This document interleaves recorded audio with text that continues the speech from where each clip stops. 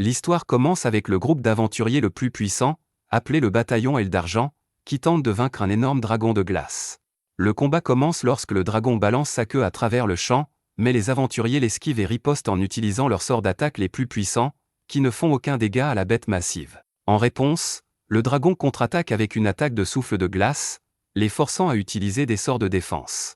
Mais son attaque est trop forte pour la mage du groupe, brisant facilement sa barrière. Juste avant que l'attaque du dragon ne la touche, le cuisinier du groupe, Denny, se précipite et la bloque avec son bras, mais malgré cela, l'attaque du dragon blesse le bras de la mage. Voyant cela, Denny utilise sa magie pour préparer une potion de soin, aide la mage blessée et lui remonte le moral. En observant tout cela, la vice-capitaine du groupe, Cathy, approuve avec un sourire, mais le capitaine du groupe, Vigo, semble jaloux de leur cuisinier pour une raison inconnue. Frustré, Vigo invoque une dague magique et tranche l'œil du dragon, le rendant furieux. Le dragon libère alors une pluie d'éclairs sombres pour attaquer les aventuriers. Cathy et le capitaine tentent une dernière fois d'attaquer le monstre ensemble, mais leurs efforts échouent misérablement, et tout le groupe est forcé de battre en retraite. Plus tard, le capitaine convoque une réunion urgente pour discuter de questions importantes, bien que le siège de la vice-capitaine semble vide. Denny brise le silence en demandant pourquoi ils ont été convoqués, et c'est alors que le capitaine prend la parole, l'accusant de leur récent échec. Il dit qu'ils auraient pu gagner si Denny n'était pas intervenu et n'avait pas effrayé le dragon avec sa compétence voix de l'effroi. Denny proteste, précisant que c'est Vigo qui lui avait ordonné de le faire, mais Vigo nie catégoriquement et prétend qu'il ne prendrait jamais une décision aussi novice. Denny se souvient que leur objectif était de collecter les objets rares du dragon, mais une fois que celui-ci est entré en mode rage, cela n'était plus possible. Avec l'équipe coincée dans une situation dangereuse, c'est Vigo qui lui a dit d'utiliser la compétence d'intimidation, voix de l'effroi. Ils ont peut-être échoué dans leur quête, mais grâce à cette décision, tout le monde s'en est sorti vivant. À l'époque, Denny respectait Vigo pour avoir pris une décision aussi audacieuse, mais maintenant, il a l'impression que le capitaine utilise ce moment pour rejeter toute la faute sur lui. Vigo va même jusqu'à accuser Denny d'être un espion d'un groupe rival et finit par expulser le pauvre cuisinier du groupe. Denny regarde autour de lui, espérant que quelqu'un prendra sa défense, mais tout l'escadron reste silencieux, trop effrayé pour dire quoi que ce soit devant le grand patron. Ne pouvant rien faire d'autre, Denny se résigne. Vigo traite alors le grand gaillard de cuistot minable, ce qui le pousse à bout. Denny décide finalement de se défendre, chargeant ses couteaux de boucher avec de la magie pour se préparer à un combat. Le capitaine continue de l'insulter, disant que même s'ils sont tous de niveau 99, Denny n'est toujours qu'un cuisinier qui n'a pas sa place dans leur groupe. Alors que la tension monte, les deux libèrent une aura dominante, et au moment où un combat semble sur le point d'éclater dans le QG de l'Aile d'Argent, Denny abandonne. Il frappe la table et dit que ce groupe n'est plus son problème, puis sort pour commencer un voyage de rêve en tant que chef. En marchant dans les rues animées, Denny se retourne, sachant qu'il est temps de dire au revoir à la capitale royale. C'est alors qu'une petite fille le bouscule et lâche accidentellement son ballon. Denny laisse tomber son sac, saute pour l'attraper et le lui rend, lui conseillant de ne pas lâcher ce qui est important pour elle. Pendant ce temps, Vigo observe tout cela de loin et esquisse un sourire maléfique alors qu'il décide secrètement de mettre son vrai plan en action. Alors que Denny sort de la ville, Cathy court après lui. Alors que Denny continue de marcher, elle tente de l'arrêter et lui demande qui s'occupera de l'alchimie, des médicaments et de la nourriture maintenant qu'il part. Denny lui dit que quelqu'un d'autre avec les mêmes compétences prendra bientôt sa place, elle devrait donc trouver ses repas ailleurs. Cathy le suit et tente de le convaincre, disant que leur groupe est devenu le plus puissant au monde grâce à lui, et que la plupart des membres ne savent même pas qu'il les a soutenus depuis l'arrière tout ce temps. Elle fait une dernière tentative désespérée pour l'arrêter, et quand cela ne fonctionne pas, elle lui demande de cuisiner au moins un dernier dîner, peut-être quelques repas de plus. Denny la regarde et lui demande si c'est vraiment tout ce à quoi elle peut penser. Cathy réalise que rien de ce qu'elle dira ne changera d'avis, alors elle lui demande ce qu'il compte faire maintenant. Denny partage son rêve d'ouvrir un restaurant et la remercie de l'avoir laissé rejoindre l'Aile d'Argent. Il se souvient que Vigo était jaloux de la proximité entre Denny et Cathy et qu'il avait toujours semblé intéressé par elle. Denny s'excuse de ne pas pouvoir rester et lui dit au revoir alors qu'il laisse derrière lui sa vie d'aventurier. Alors que l'histoire continue, Denny arrive enfin dans une petite ville où il prévoit d'ouvrir son restaurant. Il commence à chercher des fournitures et entre dans une boutique où le propriétaire, Paul Vaux, tente de le tromper en lui faisant acheter un réfrigérateur trop cher appelé boîte à glace. Juste avant que Denny ne fasse l'achat, il se souvient de quelque chose dans son livre préféré, Comment ouvrir un restaurant pour aventuriers retraités. Il l'ouvre rapidement pour confirmer qu'il vaut mieux garder les coûts initiaux bas. Puis il se souvient qu'il peut utiliser la magie de glace et dit au marchand qu'il n'aura finalement pas besoin de la boîte à glace. Après avoir quitté la boutique, Denny brandit fièrement son livre car il prévoit de le suivre mot pour mot. Il achète une propriété abandonnée à un prix très bas, traite les fournisseurs locaux avec respect, puis achète des casseroles pour sa cuisine. Alors qu'il pense avoir tout prêt pour commencer, il remarque une page dans le livre qui suggère d'embaucher un serveur au lieu de travailler seul. À ce moment-là, il voit une foule rassemblée autour d'un marchand d'esclaves. L'homme vend une esclave, une fille qui était autrefois la fille d'une famille noble, mais ses parents ont été vaincus et exilés. Le marchand d'esclaves vante ses mérites pour la vendre à un prix élevé, et les gens dans la foule font toutes sortes de commentaires dérangeants à son sujet, ce qui rend Denny mal à l'aise, mais il se dit qu'il ne peut pas aider tout le monde. Cependant, lorsque la fille lève son visage et le regarde, Denny voit soudainement un reflet de son passé dans ses yeux. Les gens commencent à enchérir, à partir d'environ 300 000 et montant jusqu'à 800 000. Denny soudainement dépasse les enchères et propose la plus haute offre de 1 million, laissant toute la foule sans voix. Le marchand d'esclaves est excité et s'apprête à vendre la fille à Denny, mais sans prévenir, Polvo intervient et propose 1,5 million. Ne pouvant tolérer cet homme effrayant, Denny relève immédiatement son offre à 2 millions. Les enchères continuent et dépassent 4 millions, et finalement, Denny dépense tout son argent pour acheter la fille, ne lui laissant presque rien. Après cela, il l'emmène changer de vêtements, et elle est très mignonne dans sa nouvelle tenue. Ce soir-là, la fille suit silencieusement Denny. Même s'il lui dit de rester près de lui, elle finit par se perdre, se faire bousculer, heurter des gens encore et encore, et se faire gronder par eux. Peu importe où elle regarde, tout ce qu'elle voit, ce sont des monstres dans un monde froid et inconnu. Elle reste immobile, serrant fermement sa robe, et c'est alors que Denny la trouve et lui dit qu'elle l'a inquiété en se perdant, la ramenant chez lui. Il s'excuse même d'avoir marché trop vite pour elle. La fille finit par dire quelques mots et lui demande pourquoi il l'a achetée. Denny répond que c'est parce qu'elle lui a rappelé quelque chose de son passé. Il s'assure ensuite qu'elle se sente à l'aise et lui demande son nom. Au début, elle lui dit de l'appeler simplement esclave, mais lorsqu'il insiste doucement, elle finit par lui dire qu'elle s'appelle Atelier. Denny se présente également poliment, et lorsqu'elle demande ce qu'elle est censée faire, il lui dit qu'elle peut utiliser le 2e étage comme elle le souhaite et qu'elle est libre de partir si elle le désire. Alors que la fille le regarde avec incrédulité, son estomac gargouille bruyamment, alors Denny sourit et lui dit d'attendre pendant qu'il cuisine quelque chose. Le chef travaille avec une grande habileté, ajoutant soigneusement un ingrédient après l'autre, préparant un plat étincelant en quelques secondes. La fille observe tout ce qu'il fait, et au moment où elle prend une cuillerée de nourriture, ses yeux s'illuminent de joie, et elle finit rapidement son assiette en versant des larmes. Denny comprend que la fille a dû traverser beaucoup de choses, alors il choisit de ne rien lui demander sur son passé jusqu'à ce qu'elle soit prête à se confier à lui. Il sourit en la regardant profiter du repas, mais alors qu'il lui demande comment c'est, elle finit par trop manger et commence à s'étouffer avec la nourriture, émettant des bruits étranges qui inquiètent Denny sur ce qui se passera si quelqu'un les entend. Le lendemain matin, Atelier a déjà nettoyé tout l'endroit, le faisant briller. Denny lui donne une tenue de cuisine et commence à lui faire goûter les plats qu'il prépare. Il l'implique dans chaque petite tâche, et au lieu de le suivre à distance, la fille commence maintenant à marcher à ses côtés. Une fois les préparatifs terminés, Denny élève la voix avec énergie et lui fait même taper dans son poing. Il décide de nommer l'endroit le restaurant de l'aventurier et commence à expliquer les nouvelles tâches d'Atelier. Il lui dit qu'elle est maintenant leur égérie, et Atelier commence même à prétendre qu'elle agirait comme une serveuse. La voir aussi motivée rend Denny fier et vraiment heureux, et il jette un dernier regard autour de lui pour vérifier que tout est en ordre. Après avoir confirmé qu'ils sont enfin prêts à ouvrir, il crie fort, demandant à son premier client de se présenter bientôt. Il espère les accrocher à sa nourriture pour qu'ils reviennent manger 3 fois par jour, et surtout, il espère qu'ils le paieront, car il est maintenant complètement fauché. C'est alors que la porte du restaurant s'ouvre, et un aventurier entre, vêtu d'une armure de style rétro. Voyant le client vêtu de pied en cap d'une armure lourde, sans la moindre ouverture, Denny reste sans voix. Mais il se souvient alors de la leçon du guide, qui dit que parfois des clients troublés qui ne veulent pas être dérangés viennent, alors il faut respecter leurs limites et rendre leur séjour confortable. Avec cela en tête, Denny lui sourit et dit à Atelier de lui apporter un verre d'eau. Pendant que le chevalier s'assoit et lit tranquillement le menu, Denny le regarde intensément, pensant que le chevalier va lui donner un plat difficile à préparer, mais celui-ci pointe timidement vers un petit bol de riz et une garniture. Denny lui demande s'il veut autre chose, mais le chevalier refuse catégoriquement. Après lui avoir demandé s'il est un petit mangeur et que le chevalier répond non, Denny comprend rapidement qu'il est simplement fauché. Après cela, Denny soupire et lui dit qu'il va lui préparer un katsudon, mais la voix du chevalier tremble alors qu'il explique qu'il n'a pas assez d'argent. Agacé, Denny dit qu'un homme fort doit bien manger, mais après une seconde de réflexion, il réalise qu'il a entendu une voix de fille à l'intérieur du casque volumineux.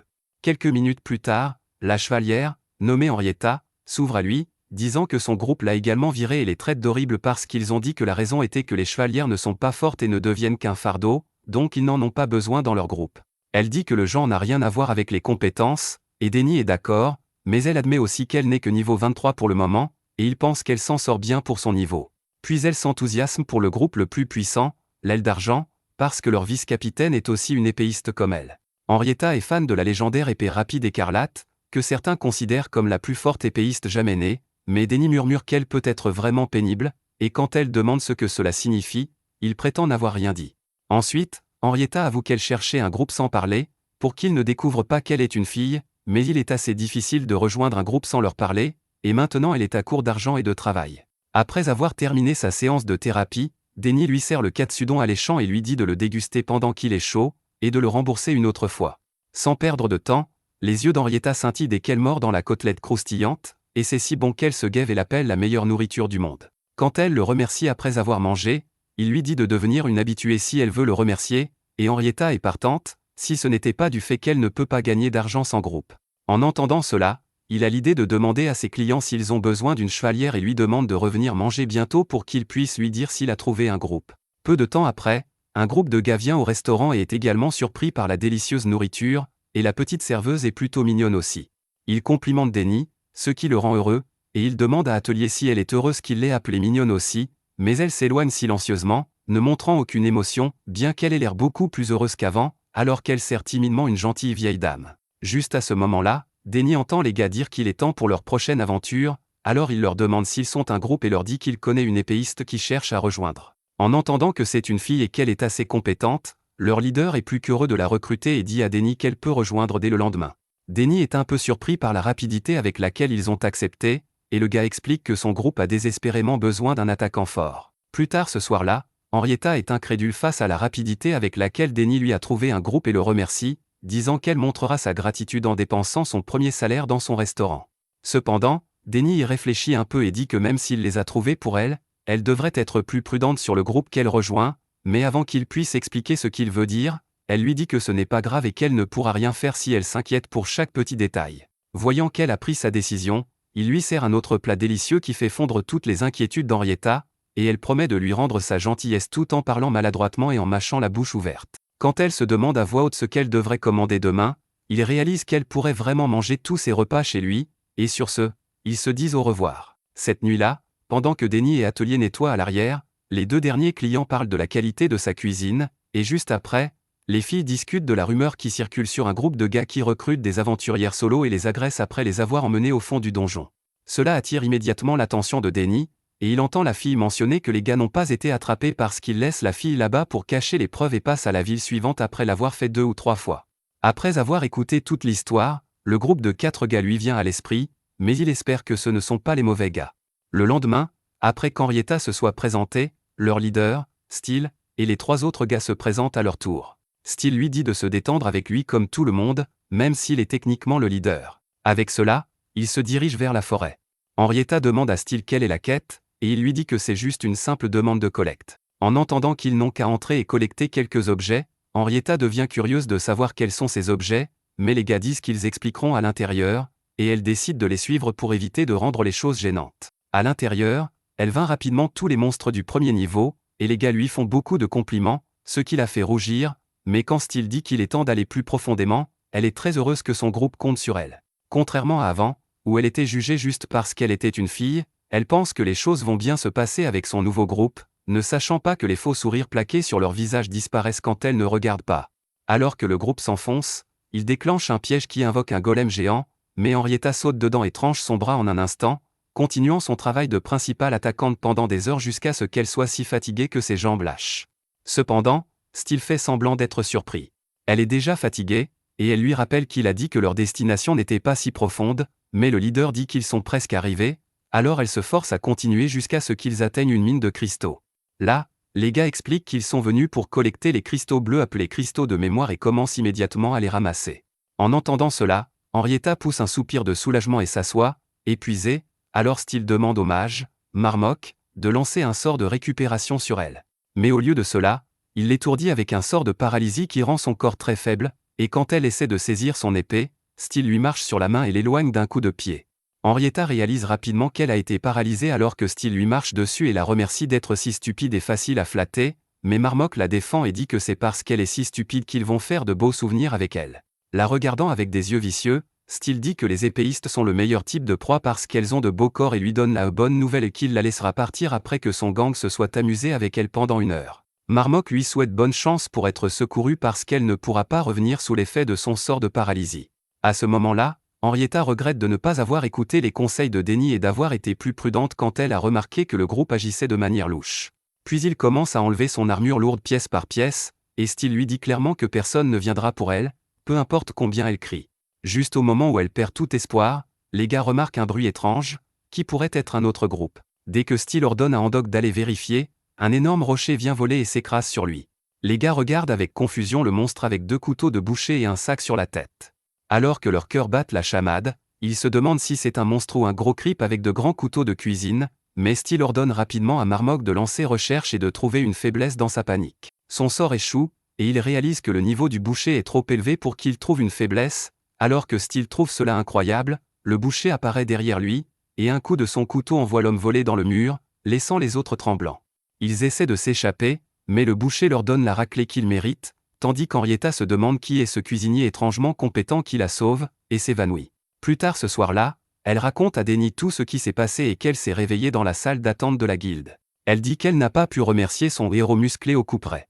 Denny comprend à quel point c'était dur, et elle révèle aussi que, étrangement, ces agresseurs ont été retrouvés soigneusement ligotés à l'entrée du donjon, et après que la guilde ait enquêté, il s'est avéré qu'ils avaient tous une prime sur leur tête. Elle admet que tout cela ressemblait à un rêve, et qu'elle a appris sa leçon pour choisir ses coéquipiers avec soin à l'avenir, comme il le lui a dit, mais Denny se sent aussi coupable de ne pas les avoir vérifiés auparavant. Alors qu'Henrietta affirme qu'il n'a fait que l'aider à trouver un groupe, son ventre gargouille très fort, alors même si elle panique à l'idée d'être toujours fauchée, Denny lui demande de commander ce qu'elle veut sans se retenir. En entendant cela, elle commande timidement le menu suprême de steak à jeun, ce qui effraie Denny parce que c'est l'article le plus cher du menu, alors elle recule immédiatement et se contente de l'article le moins cher. Cependant, Denny dit qu'elle ne peut pas annuler sa commande et dit à Atelier de prendre le reste de la journée et de se joindre à elle pour le dîner. Juste à ce moment-là, les habitués arrivent aussi et commandent un gratin de palama.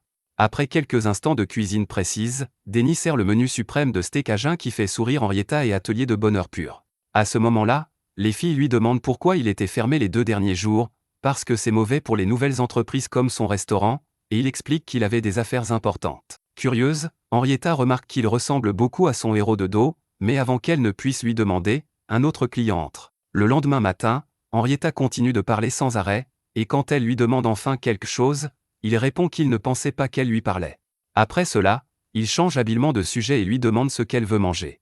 Elle choisit les ramen sorciers, et le chef se met rapidement au travail. Tout en préparant le repas, il admet qu'il écoutait en fait tout le temps, puis ramène la conversation à sa question, demandant pourquoi elle veut cacher son genre. Quand Henrietta n'a pas de réponse, Denny lui dit de faire ce qui lui semble juste, puis lui présente le bol fumant de ramen sorcier qu'elle a commandé.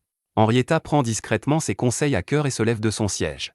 Elle demande à emprunter la pièce du fond un moment et enlève rapidement toute son armure à l'intérieur. Quand elle revient, elle porte une tenue complètement différente. En marchant, elle pense à comment les gens oublient souvent qui ils sont, mais au lieu de tomber là-dedans, elle comprend maintenant qu'être elle-même est bien mieux. Même Atelier approuve sa nouvelle tenue d'un hochement de tête, ce qui fait rougir Henrietta d'excitation. Henrietta commence alors à manger et savoure chaque bouchée de la nourriture. Denny la regarde avec un sourire, heureux de la voir aussi excitée, mais il pose soudainement une question et lui demande si elle cherche à rejoindre un groupe. Il lui rappelle qu'une fois son repas terminé, elle doit trouver un travail et commencer à rembourser sa dette. Au moment où Henrietta entend que le chef tient en fait une ardoise, elle panique et commence à faire tout un plat.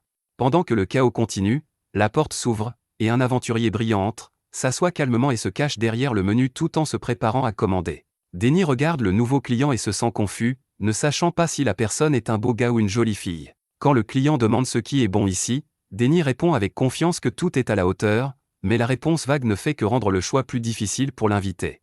Après une brève plainte, le chef recommande le katsudon vitra, mais le client le refuse immédiatement, disant qu'il n'a pas envie de riz.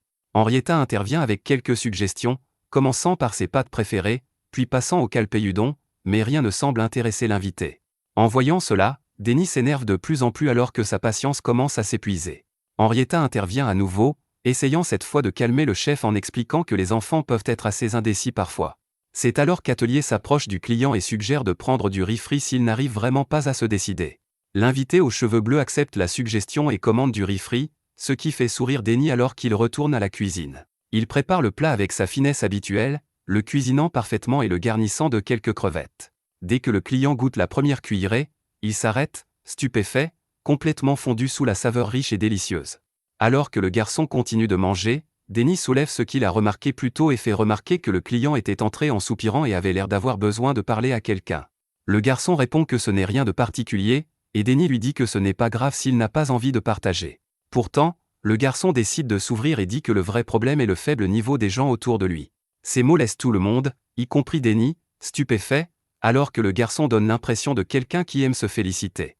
Le nouveau gamin demande alors à Denny s'il veut entendre ce qu'il voulait dire exactement, et même si Denny refuse, le garçon commence à parler quand même. Il explique que les gens autour de lui ont un état d'esprit faible et ne se concentrent que sur les éloges plutôt que de se pousser à grandir pour devenir un groupe vraiment élite. Denny regarde Henrietta et lui dit d'avoir un peu de honte, tandis qu'Henrietta fronce les sourcils et se plaint que le chef devient parfois trop grossier. Avant qu'il ne puisse continuer, le nouveau garçon frappe des mains sur la table et se lève, voulant clairement que tout le monde l'entende alors qu'il crie qu'il ne supporte pas ces aventuriers sans motivation et trouve ce genre d'attitude impardonnable. Il commence ensuite à bluffer à nouveau et dit que quand il a parlé comme ça à son groupe, ils l'ont viré, ce qui met Denny mal à l'aise alors qu'il se demande pourquoi son restaurant continue d'attirer des parias de partout. Henrietta répond qu'elle n'en a aucune idée non plus, mais le garçon continue de parler, déclarant avec confiance qu'il deviendra bientôt assez fort pour rejoindre l'Aile d'Argent et finir comme leur plus puissant magicien. Denny lui conseille de faire attention, ou il pourrait finir seul, et une fois que le garçon a fini de manger, il paye et part, se présentant comme Vivia Strange et disant qu'il commandera du riz frit aux crevettes la prochaine fois. Le garçon revient pour un autre repas et commande tout de suite. Comme d'habitude, il continue de parler sans arrêt et annonce qu'il a décidé de rejoindre le groupe le plus fort d'ici, appelé la troupe Brume Nocturne. Il se vante d'avoir de nombreuses compétences avancées et affirme qu'il ne faudra pas longtemps avant qu'il ne rejoigne l'Aile d'Argent. Denny apporte bientôt la nourriture, et le garçon continue de fantasmer sur son avenir avec l'Aile d'Argent, tandis que Denny espère tranquillement que le gamin trouve un groupe fiable qui l'aide vraiment à devenir un aventurier digne de confiance. Denny lui demande alors quelle est sa première quête, et le garçon explique qu'il collecte des matériaux de synthèse de goût quelque part autour du 5e étage. Entendre cela rend Denny un peu mal à l'aise, alors il utilise sa compétence recherche et découvre que le garçon n'est que niveau 17. Bien que ce soit assez élevé pour son âge, Denny sait que le 5e étage est destiné aux personnes d'au moins la trentaine. Il demande au garçon s'il ne pense pas que c'est un peu trop profond pour lui, mais le garçon répond avec confiance que certains des membres les plus élites du groupe le soutiendront. Denny se souvient que le garçon a continué à bluffer plus tôt sur le fait qu'il connaissait toutes sortes de compétences avancées, mais maintenant il est presque sûr que le gamin a dû seulement les lire dans des livres et s'est convaincu qu'il pouvait les utiliser. Le niveau d'une personne reflète le nombre et la qualité des compétences qu'elle possède, et s'il en avait vraiment autant, son niveau serait bien plus élevé. Vivia dit alors que cela montre seulement à quel point le groupe compte sur lui. Bien que Denny semble toujours inquiet, le garçon ajoute rapidement qu'un chef comme lui ne comprendrait pas puisqu'il n'a probablement jamais mis les pieds dans un donjon, alors le chef joue le jeu, même si la dernière fois qu'il y est allé, c'était jusqu'au 37e étage. Avant de partir, le garçon dit qu'il reviendra la prochaine fois pour du riz frit au crabe. Un peu plus tard, Atelier et Denny sortent faire des courses. Avec l'adorable petite fille comptant soigneusement les œufs et la viande pour s'assurer qu'il n'oublie rien pendant qu'elle reste concentrée sur les courses, Denny semble perdu dans ses pensées et s'inquiète pour Vivia, qui doit avoir atteint le 5e étage maintenant. Il se demande si c'était une erreur de laisser le garçon partir et s'il aurait dû l'arrêter coûte que coûte, mais finit par chasser cette pensée. Atelier tire sur ses vêtements et dit qu'elle espère que Vivia est en sécurité. À ce moment-là, deux aventuriers passent devant eux, discutant du sort de Vivia et du fait que leur capitaine, Hopper, avait délibérément envoyé le garçon au 5e étage juste pour voir s'il survivrait. En entendant cela, Denny se précipite immédiatement vers eux, attrape les deux hommes et les traîne dans une ruelle voisine avant de les jeter violemment au sol. Les aventuriers sortent leurs armes et se présentent comme des membres de la troupe Night Mist, mais malgré cela, ce sont eux qui finissent par être battus. Alors que Denny s'éloigne avec les informations qu'il était venu chercher, lorsqu'il retourne à l'atelier, il s'excuse et lui dit qu'ils devront fermer le restaurant pour la journée. Il la trouve tout aussi inquiète, et elle lui demande doucement de faire attention à lui. Denny lui sourit et lui dit de ne pas s'inquiéter pour lui.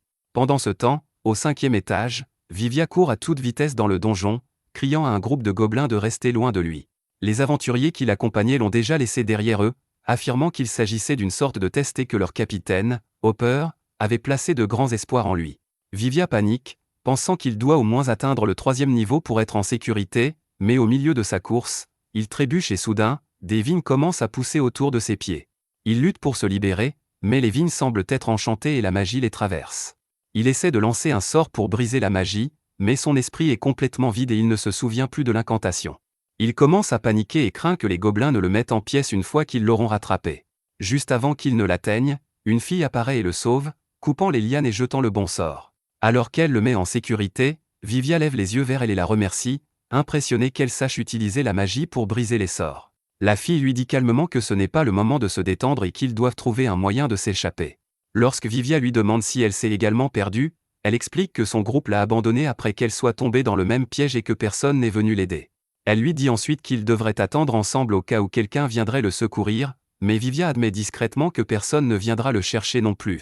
Alors qu'ils sont assis et discutent, les deux se rendent peu à peu compte à quel point ils se ressemblent. À ce moment-là, les gobelins s'approchent, et Vivia tente immédiatement de jouer les héros, lui dévoilant son plan qui consiste à servir de leur afin que Cynthia ait le temps de s'échapper. Bien qu'elle proteste et le presse d'attendre les secours, il insiste sur le fait qu'il lui doit la vie et s'enfuit avant qu'elle ne puisse l'arrêter. Face aux gobelins, il crie qu'il veut qu'elle soit celle qui survive, puis se jette devant les monstres. Il s'efforce de rester calme, espérant que Cynthia s'enfuit en toute sécurité, et lance un sort défensif appelé Palme pour retenir les gobelins.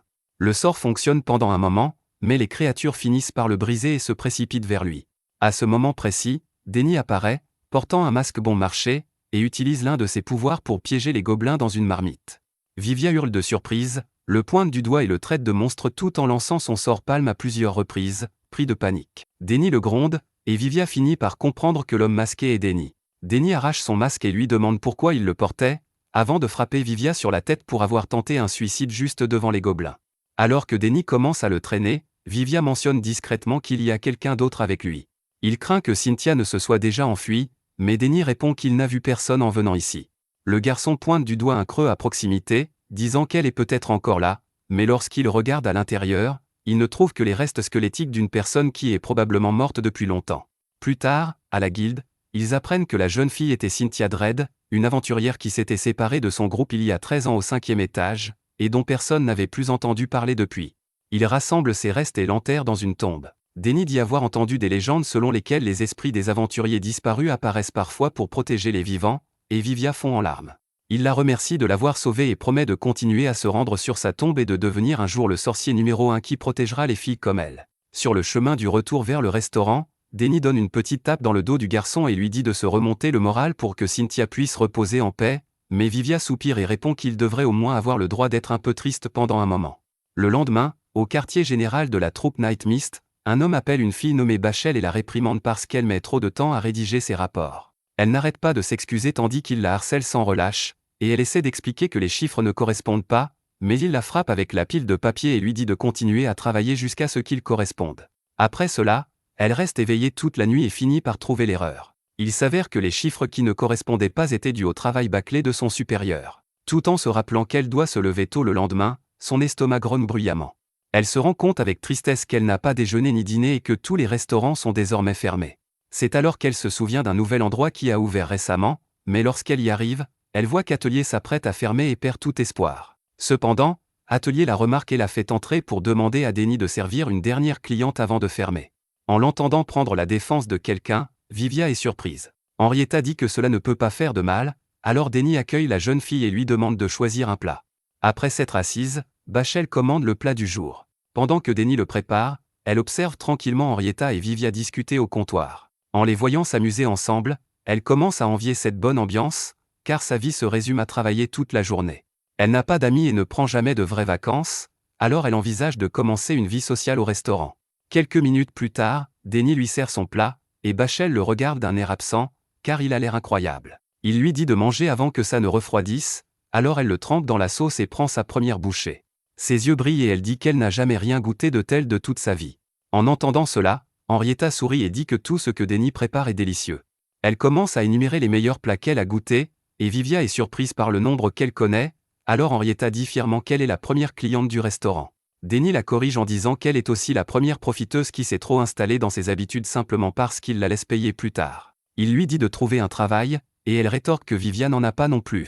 En les regardant se disputer, Bachel éclate de rire, et Denny s'excuse pour le dérangement, mais à ce moment-là, tout le monde se fige lorsque Bachel se met soudainement à pleurer. Dans son esprit, elle trouve incroyable qu'un endroit comme celui-ci, avec des gens gentils et une cuisine délicieuse, existe. Pourtant, tout ce qu'elle reçoit, ce sont des insultes et de longues nuits, et chaque matin, Elle se réveille en souhaitant pouvoir mettre fin à tout cela. À ce moment-là, elle se souvient de son enfance, lorsqu'elle émerveillait sa famille avec ses talents de magicienne, si bien qu'ils ont économisé pendant des années pour qu'elle puisse quitter le village et devenir une sorcière dont ils pourraient être fiers. À l'époque, la directrice de son école était tellement impressionnée qu'elle a même proposé à Bachel de travailler là-bas, mais Bachel voulait gagner de l'argent en partant à l'aventure pour en envoyer à sa famille, alors elle a rejoint la guilde la plus puissante de la ville. De retour dans le présent, Henrietta remarque que Bachel s'en va et se demande si elle va bien. Vivia dit qu'elle travaille pour la Night Mist Troll, la même guilde qu'il a envoyée en mission impossible. Il dit qu'il ne l'a vue qu'une seule fois, mais que la façon dont elle était traitée là-bas était très inquiétante. En entendant cela, Henrietta demande à Denny s'il peut faire quelque chose, et Vivia est d'accord, mais Denny répond qu'il n'est qu'un cuisinier. Son travail consiste à nourrir les gens, et c'est un problème que la jeune fille doit affronter elle-même. Le lendemain matin, Bachel repousse son réveil à 3 heures et se recroqueville dans son lit. Elle n'a pas dormi de la nuit et peut à peine bouger.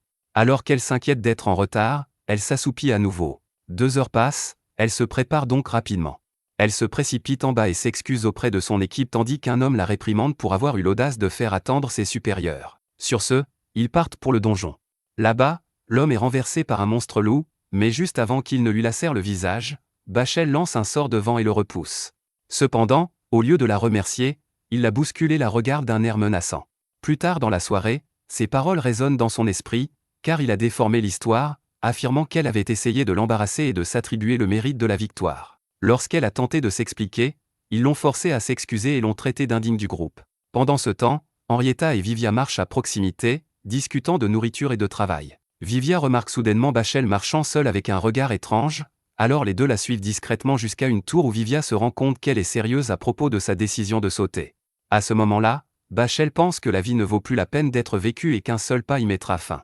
Juste après avoir sauté, Henrietta sprinte vers l'avant et parvient à l'attraper en plein vol. Vivia lance Palme en dessous pour amortir la chute. Au même moment, Denny est plongé dans ses pensées lorsqu'Atelier passe devant lui sans vêtements. Elle lui demande avec désinvolture s'il n'y a plus de serviettes. Il lui répond qu'il n'est pas acceptable de se promener ainsi simplement parce qu'il n'y en a plus, et il se précipite à l'intérieur pour en trouver une. À ce moment-là, Henrietta entre avec Bachel sur le dos. Vivia est troublée, il demande pourquoi Atelier est nu et se demande s'il s'agit d'une tactique commerciale éhontée. Il lui crie de s'habiller, mais elle insiste pour ne rien porter tant qu'elle n'est pas complètement sèche. Entendant Henrietta l'appeler à nouveau, Denny se retourne pour la gronder, mais il s'arrête lorsqu'il voit Bachel évanouie sur son épaule. Plus tard, Denny dit que c'était inévitable, car c'est le genre de personne honnête qui accumule le travail jusqu'à ce que son cœur lâche, et Vivia plaisante rapidement en disant qu'Henrietta n'aura pas ce problème de sitôt. Denny trouve un peu dérangeant qu'ils s'entendent si bien. Pendant qu'Atelier veille sur la jeune fille, Vivia demande comment ils peuvent résoudre son problème, alors Denny décide d'en parler avec la troupe Night Mist. Quelques heures plus tard, le capitaine de Night Mist vient s'excuser auprès de Denny pour les ennuis causés par Bachel, mais Denny lui répond qu'il devrait également s'excuser d'avoir tabassé 2 de ses hommes. L'homme se présente comme Hopper, capitaine de la troupe Night Mist, et Denny lui dit simplement qu'il tient un restaurant. À partir de là, Hopper passe rapidement aux affaires, et Denny apprend que l'homme est bien plus fort que les aventuriers normaux de niveau 51, comme on peut s'y attendre de la part du groupe le plus puissant de la ville. Lorsqu'Hopper évoque Bachel, Denny explique qu'elle se repose dans son lit et qu'elle n'est clairement pas en état de travailler. Il demande gentiment s'ils peuvent la laisser partir et lui permettre de se reposer, mais Hopper refuse et dit qu'ils ont la garde complète de la jeune fille. Son larbin jette un contrat sur la table, et après l'avoir lu, Denny se met en colère et le qualifie d'horrible, car ils ont trop de travail pour une seule personne. Hopper répond que c'est ainsi qu'il fonctionne, mais Denny rétorque que les aventuriers devraient être libres de quitter un groupe. Hopper lui dit de s'occuper de ses affaires, ce qui énerve tellement Denny qu'il se met à leur crier dessus, les accusant d'exploiter Bachel comme des esclavagistes. Cette accusation met Hopper tellement en colère qu'il écrase une tasse à main nue, terrifiant Vivia et Henrietta. Après cela, le capitaine déclare que leur groupe est le plus puissant de la ville, et qu'ils font donc la loi ici. Il exige que Denny lui remette Bachel immédiatement et dit que c'est la dernière fois qu'il le demande gentiment. Pendant ce temps, à l'étage, Bachel est recroquevillée dans son lit, regrettant d'avoir été sauvée. Soudain, Atelier prend la parole et lui dit qu'elle est libre de mourir si c'est son choix, et ajoute qu'elle aussi a déjà songé à choisir la mort, lorsque tout ce qui lui était cher lui a été enlevé et qu'elle a été vendue comme esclave. Elle était consumée par les ténèbres et avait perdu tout espoir, mais après cela, quelque chose de bien lui est arrivé et a changé sa vie. Finalement, elle dit à Bachel de manger d'abord quelque chose de délicieux, et si elle ressent toujours la même chose après cela, alors peut-être que la mort est la seule voie qui lui reste, mais elle dit qu'elle serait plus heureuse si Bachel choisissait de continuer à vivre. En bas, Denny demande à Hopper s'il se prend pour un roi ou une personnalité importante. L'homme se contente de sourire et répond que le groupe le plus puissant d'une ville souterraine en est pratiquement le propriétaire, car personne d'autre ne peut le renverser. Il cite même Silverwing en exemple, mais Denny rétorque que Silverwing n'a rien à voir avec leur bande de voyous. Hopper insiste sur le fait que la seule différence est que Silverwing contrôle les nobles et la royauté, tandis que contrôle une petite ville. Il qualifie ensuite le restaurant de Denny de taudis qui brûlerait facilement, et lorsque Denny lui demande si c'est une menace, Hopper se contente de rire et répond que personne ne se soucierait de la destruction d'un petit restaurant sans valeur. Frustré, Denny semble prêt à frapper l'homme, mais à ce moment-là, un client entre dans le restaurant. Avec un sourire radieux, Katy dit que son restaurant est superbe et qu'il dégage une atmosphère chaleureuse, exactement comme elle aime. Denny s'excuse et lui dit qu'il est occupé par quelque chose de sérieux, mais cela l'énerve. Elle dit qu'elle a fait tout ce chemin juste pour le voir et lui demande s'il ne va même pas lui préparer à dîner. À ce moment-là, Hopper reste bouche bée lorsqu'il aperçoit les cheveux roux et le symbole Silverwing sur son manteau. Il laisse échapper son surnom, mais Katy est offensée que le vieil homme utilise ainsi son titre de manière désinvolte. Elle se retourne alors vers Denny et continue de lui demander de lui préparer à dîner, mais il lui dit d'attendre au comptoir jusqu'à ce qu'il ait terminé sa conversation, ce qui l'a fait bouder. Denny se retourne vers Hopper pour lui répéter qu'il ne veut pas se battre et lui demande s'il y a un moyen de laisser Bachel quitter la troupe pacifiquement. Avant que Hopper ne puisse répondre, Katy crie qu'elle veut emmener la jolie fille aux cheveux bleus, mais Denny la corrige en lui disant que c'est un garçon. Dans sa confusion, Vivia demande si elle est la vice-capitaine de Silverwing et comment elle connaît Denny. Katy est surprise qu'il ne leur ait jamais dit, et avant que Denny ne puisse l'arrêter, elle annonce avec désinvolture qu'il faisait partie de Silverwing et qu'il était son meilleur partenaire. En entendant cela, tout le monde dans la pièce est stupéfait, et Hopper se met à trembler en réalisant qu'il a failli se faire un ennemi avec la mauvaise personne. Lorsque son larbin lui demande quoi faire, Hopper répond rapidement de brûler le contrat, dit que Bachel est libre de quitter le groupe, puis se précipite hors de la pièce en lui souhaitant un prompt rétablissement. Après leur départ, Katy dit qu'elle n'a pas du tout apprécié leur attitude, d'autant plus qu'ils ont embêté son Denny, mais Denny lui rappelle qu'il ne lui appartient pas. Katy suggère qu'elle pourrait faire expulser les ordures du royaume, et bien que Denny lui en soit reconnaissant, il la met en garde de ne pas se laisser emporter simplement parce qu'elle a du pouvoir. Cela l'agace un peu, mais c'est aussi son grand cœur qu'elle apprécie le plus chez lui. Tandis qu'Henrietta et Vivia les regardent en silence, Denny demande à Katy ce qu'elle veut manger. C'est alors qu'Atelier arrive avec Bachel et demande le plat du jour. Katy commande la même chose et commence à manger. Alors que Bachel est assis et la regarde en silence, Denny lui dit de manger avant que ça ne refroidisse, et après la première bouchée, elle engloutit son repas si rapidement que tout le monde à table sourit. Le lendemain, au quartier général de Silverwing, Katy entre et entend les autres parler du fait que le capitaine est de mauvaise humeur ces derniers temps, car le groupe a du mal à accomplir ses nouvelles quêtes. À ce moment-là, elle tombe sur Vigo, qui a clairement l'air agacé. Soudain, il demande aux deux membres à proximité de partir et demande rapidement à Katy pourquoi elle a rencontré Denny, ce qu'il a appris par un petit oiseau. Katy plaisante en disant que son petit oiseau est assez rapide, puis répond qu'elle est seulement allée manger le repas de Denny après une longue période, mais en réalité, après avoir apprécié le plat du jour, Katy a invité Denny à revenir chez Silverwing, car l'équipe se désagrège sans lui. Il a clairement fait savoir qu'il n'avait pas l'intention de revenir. Même lorsqu'elle lui a dit que les choses avaient été difficiles pour Vigo et les autres sans son soutien, Denny a expliqué qu'il aimait sa nouvelle vie et que même si la plupart de ses habitués étaient des excentriques, il appréciait cette vie sans stress. Lorsque Katy lui a demandé si ses supplications changeraient quelque chose, il lui a rappelé qu'il était chef cuisinier depuis le début, et non aventurier. Triste de sa réponse, Katy tente de convaincre Vigo d'inviter Denny, mais le capitaine refuse catégoriquement et lui dit de laisser tomber. Elle argue que tout allait si bien quand il était dans l'équipe, alors pourquoi ne pas lui demander de revenir? Mais Vigo met fin à la conversation en s'éloignant. Pendant ce temps, le restaurant est plus fréquenté que jamais, et Henrietta dit que c'est logique puisque Denny cuisine bien et que tout le monde aime la bonne cuisine. À ce moment-là, Vivia semble surprise de voir Bachel là, et Bachel la remercie d'être passée. Elle révèle qu'elle vit désormais au restaurant, alors Henrietta lui dit de se détendre et de ne pas en faire trop, mais Bachel répond que rester immobile la rend anxieuse. De plus, elle a un adorable senior qui l'aide. À ce moment-là, Denny arrive avec leur commande, et les deux s'illuminent comme toujours lorsqu'ils voient ce qu'il a préparé. Henrietta prend une bouchée de crevettes croustillantes et dit que c'est exactement pour cela que de plus en plus de gens deviennent des habitués comme elle, mais Denny lui rappelle qu'elle est plus une profiteuse qu'une habituée. En entendant cela, Vivia et Bachel sont choqués qu'elle ne l'ait toujours pas remboursée, mais Henrietta insiste sur le fait qu'elle essaie de trouver un emploi et que les choses sont difficiles en ce moment. Denny lui lance un regard froid, et elle finit par s'excuser d'avoir donné des excuses paresseuses. À ce moment-là, d'autres clients entrent, et Vivia demande à Denny s'il peut s'occuper de tout le monde. Il explique qu'Atelier l'aide beaucoup, Et Vivia remarque également qu'elle semble s'amuser ces derniers temps, alors peut-être que quelque chose de bien lui est arrivé.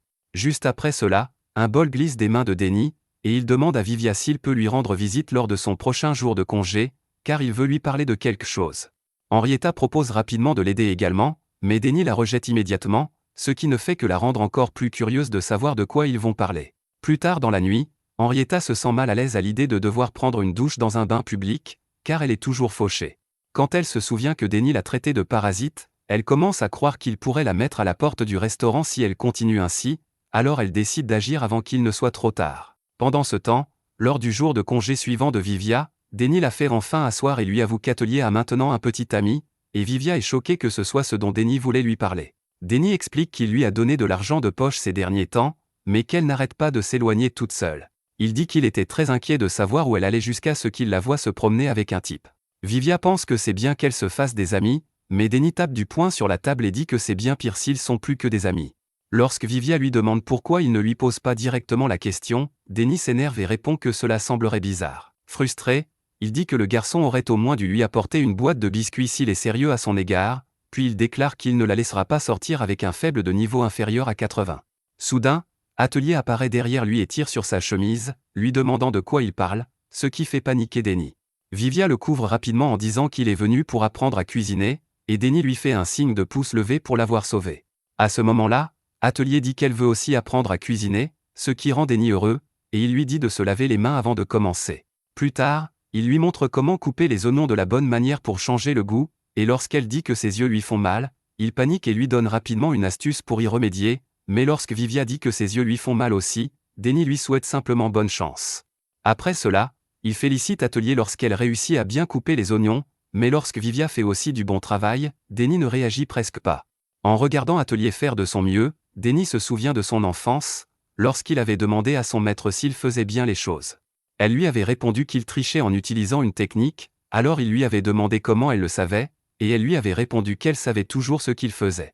De retour dans le présent, Atelier tire Denny de ses pensées et lui dit qu'elle a accidentellement cassé l'œuf. Il l'aide alors à réparer son erreur et s'amuse à lui apprendre comment casser correctement les œufs, les mélanger et enrober la viande de chapelure. Ensuite, ils font frire la viande, et bientôt, la côtelette panée est prête.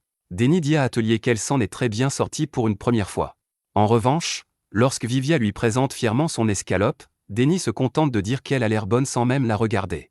À ce moment-là, le son de l'horloge fait sursauter Atelier, qui se précipite dehors en disant qu'elle doit partir. Denny lui demande où elle va, et elle répond simplement « dehors », comme s'il ne le savait pas déjà. En la regardant partir, Vivia se demande si elle va retrouver son petit ami, ce qui fait à nouveau paniquer Denny. À ce moment précis, Bachel sort de sa chambre, et Denny lui dit rapidement de finir les 2 bols et d'aller faire les courses, car il a quelque chose d'urgent à régler avec Vivia, qui ne veut clairement pas y aller. Au même moment, Bachel semble mal à l'aise, car elle ne se sent pas à l'aise pour faire les courses seule. C'est alors qu'Henrietta arrive juste à temps et annonce fièrement qu'elle a passé un examen de placement en groupe, mais Denny l'ignore et lui demande si elle peut aider Bachel à faire les courses. Henrietta accepte avec joie, et Denny leur dit qu'il compte sur elles avant de partir en courant à toute vitesse, laissant les filles se demander ce qui ne va pas. En ville, Vivia tente de convaincre Denny d'arrêter, car ils ont clairement l'air de harceleurs, mais Denny balaie ses objections en disant qu'il est son tuteur. Vivia lui répond qu'il devrait simplement aller la voir au lieu de se comporter comme un pervers. À ce moment-là, Denny attrape Vivia par la tête et pointe du doigt le garçon qui ose charmer sa douce petite amie. Vivia répond qu'ils ne savent toujours pas s'il s'agit simplement d'un ami, mais lorsque le garçon l'entraîne dans une bijouterie, Denny perd son sang-froid, pensant qu'elle s'apprête à sortir avec une bague de fiançailles, ce qui est bien trop tôt. Au début, Vivia demande s'ils doivent entrer, mais après avoir vu Denny s'effondrer mentalement, il trouve une meilleure idée. Pendant ce temps, Henrietta est assise seule à proximité, l'air inquiet, alors Bachel lui demande ce qui ne va pas. Elle avoue qu'elle a besoin de gagner de l'argent rapidement avant que Denny ne commence à la détester, et lorsque Bachel lui demande combien elle gagne avec ses petits boulots, elle répond que tout son argent sert à réparer son équipement et à acheter des objets de soins, car elle se blesse tout le temps. Elle dit que son argent disparaît, peu importe à quel point elle travaille dur, ce qui est logique puisqu'elle est le tank. Henrietta dit qu'elle essaie de trouver un autre moyen de le rembourser, et Bachel lui promet qu'elle la soutiendra quoi qu'il arrive, ce qui la réconforte. À ce moment-là, ils entendent 2 hommes parler d'une rumeur selon laquelle le capitaine de Night Mist aurait été humilié par un restaurateur qui faisait autrefois partie de Silverwing. Ils se demandent si Night Mist va essayer de se venger. Pendant ce temps, Denny ne comprend toujours pas pourquoi le plan génial de Vivia implique un mégaphone. Vivia explique que l'appareil est enchanté par magie pour porter les voix sur une longue distance. Denny ne comprend toujours pas en quoi cela aide, alors Vivia lui dit que c'est là qu'un mage génial comme lui entre en jeu. Après avoir lancé le sort, la voix d'Atelier se fait entendre. Denny est sincèrement impressionné, mais Vivia avoue qu'il n'est pas vraiment fier de ce qu'il a fait. Puis ils entendent Atelier dire qu'elle aime ça, que c'est cool et qu'elle le chérira pour toujours. Cela les stupéfie tous les deux, mais lorsqu'elle dit qu'elle est heureuse de l'avoir rencontré, Denny panique si fort qu'une vieille dame à proximité commence à se méfier. À ce moment-là, un voleur utilise la magie du vent pour arracher le sac de la dame et s'enfuir. Denny crie à l'aide, mais après avoir appris que le voleur n'avait volé qu'un sac, il se tourne vers Vivia et lui demande un coup de pouce magique. Pendant ce temps, le voleur blond rit de la facilité avec laquelle il a commis son forfait, jusqu'à ce qu'il aperçoive un homme effrayant qui court à toute vitesse avec un enfant sur les épaules et qui se rapproche rapidement. Le voleur est stupéfait que quelqu'un puisse le suivre, même en utilisant la magie du vent. Puis il se rend compte que Denny n'utilise même pas de magie. Alors que Vivia demande si tous les membres de Silverwing sont aussi rapides, Denny répond qu'il est le plus rapide parce qu'il n'a jamais sauté une séance d'entraînement des jambes. Dans une impasse, le voleur utilise la magie du vent pour sauter sur le toit tandis que Denny l'escalade à la force de ses muscles. Lorsqu'il demande à Vivia s'il a des sorts utiles, le garçon lance Palme pour le faire rebondir haut dans les airs comme un trampoline. Le voleur blond regarde avec horreur Denny sauter en plein vol et le rattraper rapidement, mais il lance une attaque surprise sur Denny juste avant qu'il ne l'attrape et s'enfuit, se vantant qu'il ne se laissera pas attraper facilement avec ce genre de magie. En entendant cela, Denny dit à Vivia de descendre après leur atterrissage, et Vivia aperçoit les filles devant elles alors qu'elles descendent. Alors que le voleur les frôle, il sourit, pensant qu'il lui suffit de les semer et de s'enfuir, mais Henrietta arrive d'en haut avec un visage sérieux et maîtrise rapidement le voleur arrogant.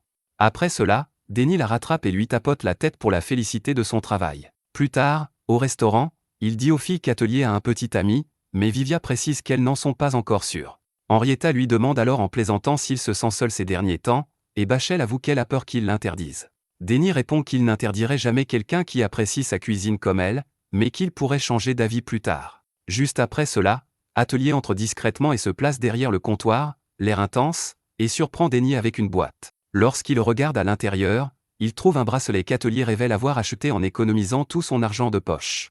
En entendant cela, Bachel rit en disant qu'il s'était trompé, et Henrietta vend la mèche lorsqu'Atelier demande ce que cela signifie, ce qui lui vaut presque d'être banni définitivement. Après cela, il l'essaie, et le voir le porteur fait sourire Atelier. Pendant ce temps, le capitaine Vigo se rend dans un manoir pour rencontrer quelqu'un après une longue période. Le lendemain au restaurant, Denny dit à Atelier d'aller nettoyer dehors, mais juste à ce moment, un client entre, et il leur dit que les heures du déjeuner sont terminées. Cependant, le client commence à pleurer de joie dès qu'il voit que Lady Atelier est saine et sauve. Denny ne comprend pas ce qui se passe. Alors qu'Henrietta suppose que le vieil homme est un amant bizarre et insignifiant et se prépare à le punir sur place, le vieil homme explique qu'il est Stevens, le majordome en chef de Lady Atelier Workstad. En entendant cela, Denny et Henrietta deviennent curieux, tandis que les deux autres paniquent complètement. Voyant à quel point Denny est ignorant, Vivia se demande s'ils vivent sous une pierre, et Bachel explique que la maison Workstad est la plus grande et la plus prestigieuse famille de mages du royaume, laissant Denny totalement stupéfait. Pendant ce temps, le majordome en larmes déclare qu'il est enfin temps pour la jeune fille de se venger. Après s'être assis, Stevens murmure qu'il est vraiment tragique qu'elle doive vivre dans un restaurant de campagne, ce qui donne à Denny envie de le jeter dans la rue, mais Vivia lui dit de au moins écouter le vieillard. Ensuite, Stevens révèle qu'il est en fait l'ancien majordome en chef, et que la cour royale lui a ordonné de ramener la jeune fille à la maison. Son histoire rend Denny confus, alors Stevens poursuit en disant que l'oncle du père défunt d'Atelier l'a chassée de la famille sous prétexte qu'elle était un enfant illégitime. Cependant, maintenant qu'ils ont trouvé le testament de son père, qui indique clairement qu'Atelier est la véritable héritière et qu'elle héritera de tout son pouvoir et de sa fortune. La cour royale lui a donné la chance d'entendre son cas, et c'est pourquoi Stevens la supplie de revenir, de mettre fin à la cruauté de son oncle Joseph et de prendre sa place légitime en tant qu'héritière de la maison Workstad. Mais la pièce entière devient silencieuse quand Atelier refuse instantanément de partir. Denny lui demande ce qui ne va pas, et elle dit qu'elle ne veut pas retourner à cette vie alors que les souvenirs douloureux de son passé se répètent dans son esprit. Alors qu'elle serre Denny encore plus fort, Stevens essaie de la dissuader de travailler dans un restaurant destiné aux paysans, ce qui rend Denny furieux pendant un instant. Mais après y avoir réfléchi, il se rend compte que Stevens a raison, qu'il n'est qu'un humble chef tandis qu'elle est pratiquement une princesse. Avec cela à l'esprit, il demande doucement à Atelier si elle ne veut vraiment pas y aller, et elle hoche timidement la tête. Pourtant, Denny lui dit qu'elle ne peut pas ignorer quelque chose qui affectera sérieusement son avenir car, finalement, elle devra y faire face. Après avoir entendu cela, Atelier accepte courageusement d'y aller si Denny l'accompagne, ce qui le rend fier. Quelques heures plus tard, Vivia apparaît vêtue d'une tenue élégante style Sherlock Holmes et demande avec excitation à Denny, qui est habillé de pied en cap, s'il peut les accompagner. Denny accepte, et les filles promettent qu'elles s'occuperont du restaurant. À ce moment, Atelier sort dans une robe bleue, et tout le monde s'extasie sur son adorable apparence. Denny dit qu'il est temps de partir, mais Atelier dit tranquillement qu'elle ne veut pas y aller même si elle sait qu'elle le doit, puis commence à répéter sans arrêt qu'elle ne veut vraiment pas y aller, ce qui rend Denny fier parce que c'est la phrase la plus longue qu'elle ait dite de tout le mois. Alors qu'il lui tapote la tête et lui assure qu'il est toujours à ses côtés, Stevens demande à la jeune fille si elle et ses serviteurs sont prêts, ce qui énerve vraiment Denny, même s'il sait qu'il est inférieur à elle en statut. Avec cela, ils partent, et les filles leur souhaitent un bon voyage avec joie. Après avoir parcouru une longue distance en calèche, ils arrivent enfin à la capitale, et Vivia regarde par la fenêtre, fixant la ville comme un enfant de la campagne. Pendant ce temps, Denny se sent mal à l'aise de retourner dans la capitale, mais Vivia le sort de ses pensées juste au moment où il passe devant le restaurant de Black, connu comme le meilleur de la capitale royale. Bien que Denny veuille s'arrêter pour saluer son vieil ami, il a l'impression de ne plus pouvoir lui faire face. Plus tard, ils arrivent à la maison Workstad, où l'officier juridique les accueille et se présente comme le responsable de leur affaire, et Denny se présente comme le tuteur d'atelier. Après cela, ils entrent à l'intérieur, où Sestavich explique qu'il devra tester le sang de la jeune fille. Atelier manque de s'effondrer sur place quand elle voit la seringue dans la main de Stevens. Alors qu'elle se rapproche, elle ne cesse de dire que c'est trop effrayant, comme un disque rayé, et au moment où l'aiguille pique son bras, elle s'affaisse comme un ballon qui a perdu tout son air. Alors que Denny la porte dans ses bras, Sestavich dit qu'ils se rendront ensuite au tribunal, mais Denny la jette dans les bras de Vivia et dit à l'avocat qu'il veut mieux comprendre sa situation pour voir comment il peut l'aider. Sestavich accepte et explique que son père, Sir Famas, était un expert en magie d'hypnose et que certains types de magie unique ne se transmettent que par lignée. En entendant cela, Denny réalise qu'elle a hérité du même pouvoir de contrôler les esprits.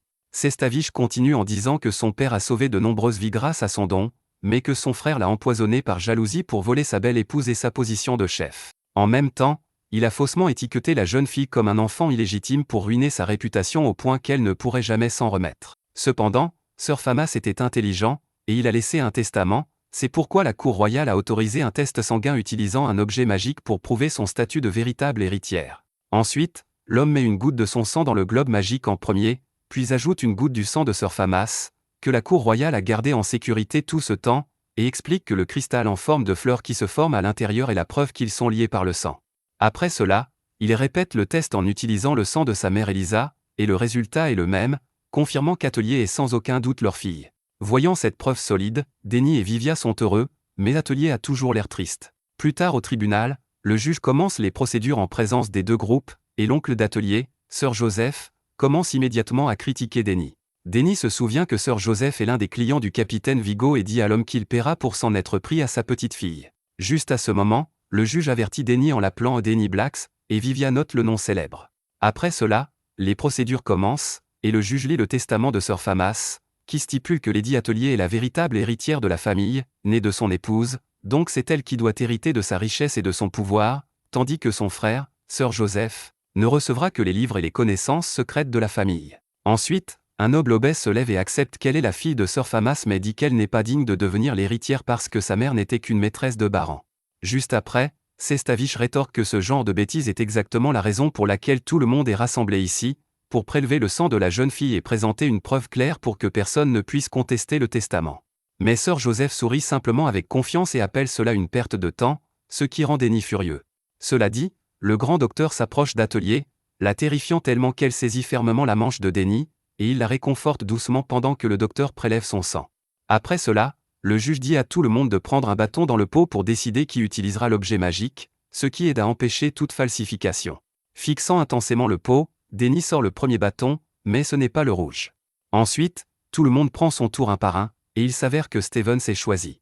Ensuite, le vieux majordome commence à transpirer nerveusement et à trembler en montant les escaliers. Il met d'abord le sang d'Atelier, puis ajoute le sang de son père, et le cristal confirme une correspondance. Denny soupire de soulagement, mais quand Stevens ajoute le sang de sa mère Elisa, le cristal ne se forme qu'une seconde avant de fondre en une substance sombre. Tout le monde dans la pièce est stupéfait tandis que Sir Joseph dit avec suffisance qu'il leur avait dit que ce serait une perte de temps, et Sestavich insiste qu'il doit y avoir eu une erreur, alors il demande à répéter le test, mais le juge dit non. Sir Joseph déclare que cela prouve que la naissance d'Atelier était une erreur de son frère, ce qui la rend malheureuse. Ensuite, le juge statue que le testament n'est qu'à moitié vrai, donc Sir Joseph héritera de la richesse et du pouvoir de la maison Workstad, tandis qu'Atelier pourra hériter des livres et des connaissances magiques. En entendant cela, Sir Joseph sourit et dit qu'il ne voit pas d'inconvénient à accepter parce que la honte de leur famille est toujours la fille de son frère. À ce moment, Denny remarque que Stevens a secrètement tenu un chiffon sur une blessure et frappe la table avant de l'attraper par le col, révélant que le vieil homme a utilisé son propre sang pour falsifier le test. Le majordome avoue en s'étouffant que Lord Joseph a promis de le rendre majordome en chef s'il faisait le sale boulot, alors Denny le punit avec de la magie de feu et le laisse tomber. Voyant cela, le juge lui dit de cesser de manquer de respect à la loi, mais Denny crie que les vrais irrespectueux sont les criminels impurs qui ont truqué la loterie, falsifié le test sanguin et ont eu l'audace de torturer une fille innocente après tout ce qu'elle a déjà traversé. Alors que les gardes font irruption, Denny s'enflamme et déclare qu'il réduira en cendres les imbéciles qui ont fait du mal à Atelier. Cela effraie même les gardes, mais quand ils attaquent sur les ordres de Sir Joseph, Denny propose de leur montrer à quoi ressemble l'enfer. Cependant, Vivia essaie de l'arrêter en demandant qui s'occupera d'Atelier s'il devient l'ennemi de tout le royaume. En entendant cela, il se calme instantanément et regarde son visage effrayé. Après la fin de l'audience, Sestavich dit à Denny que l'affaire a été rejetée, et Denny regrette l'erreur d'avoir emmené Atelier en premier lieu. Ensuite, il les emmène à la bibliothèque pour voir les connaissances et les livres qu'elle a hérités. À l'intérieur, il explique que c'était autrefois une bibliothèque, mais que maintenant c'est plus une réserve, bien qu'il puisse encore y avoir quelque chose de précieux laissé derrière. Denny enjambe une planche cassée et avertit Atelier de faire attention où elle met les pieds juste avant qu'elle ne marche sur un cercle magique et tombe dans le sous-sol. Sous la surface, il découvre une pièce cachée remplie de montagnes de livres, et au moment où Vivia et Sestavich commencent à lire, il réalise que l'endroit contient des grimoires et des livres anciens si rares qu'ils sont pratiquement des trésors nationaux. Prenant 2 autres livres, il explique que l'histoire perdue de l'humanité est entassée dans cette pièce cachée. À ce moment, Sestavich se demande à voix haute si son père avait prévu de donner ce vrai trésor à Atelier dès le début, laissant le testament et prévoyant que son frère avide essaierait de le lui voler. Denny rit de l'ironie et demande à Atelier ce qu'elle veut en faire, et la petite championne dit qu'elle veut tout donner au restaurant. Le lendemain matin, Denny est fatigué d'attendre Vivia, qui a trop dormi, mais sur le chemin du retour, il croise un homme qui le force à s'arrêter parce qu'il a le même visage que Denny, mais son aura est complètement différente. Denny crie à Vivia de se dépêcher, et l'homme devant lui dit que c'est un joli nom avant de laisser partir Vivia. Juste à ce moment, une fille nommée Fiorenzo s'approche de l'homme dans l'ombre, l'appelant Maître Et, et demande qui était ce garçon. Et lui dit qu'il était le compagnon d'un homologue dont il lui a parlé auparavant.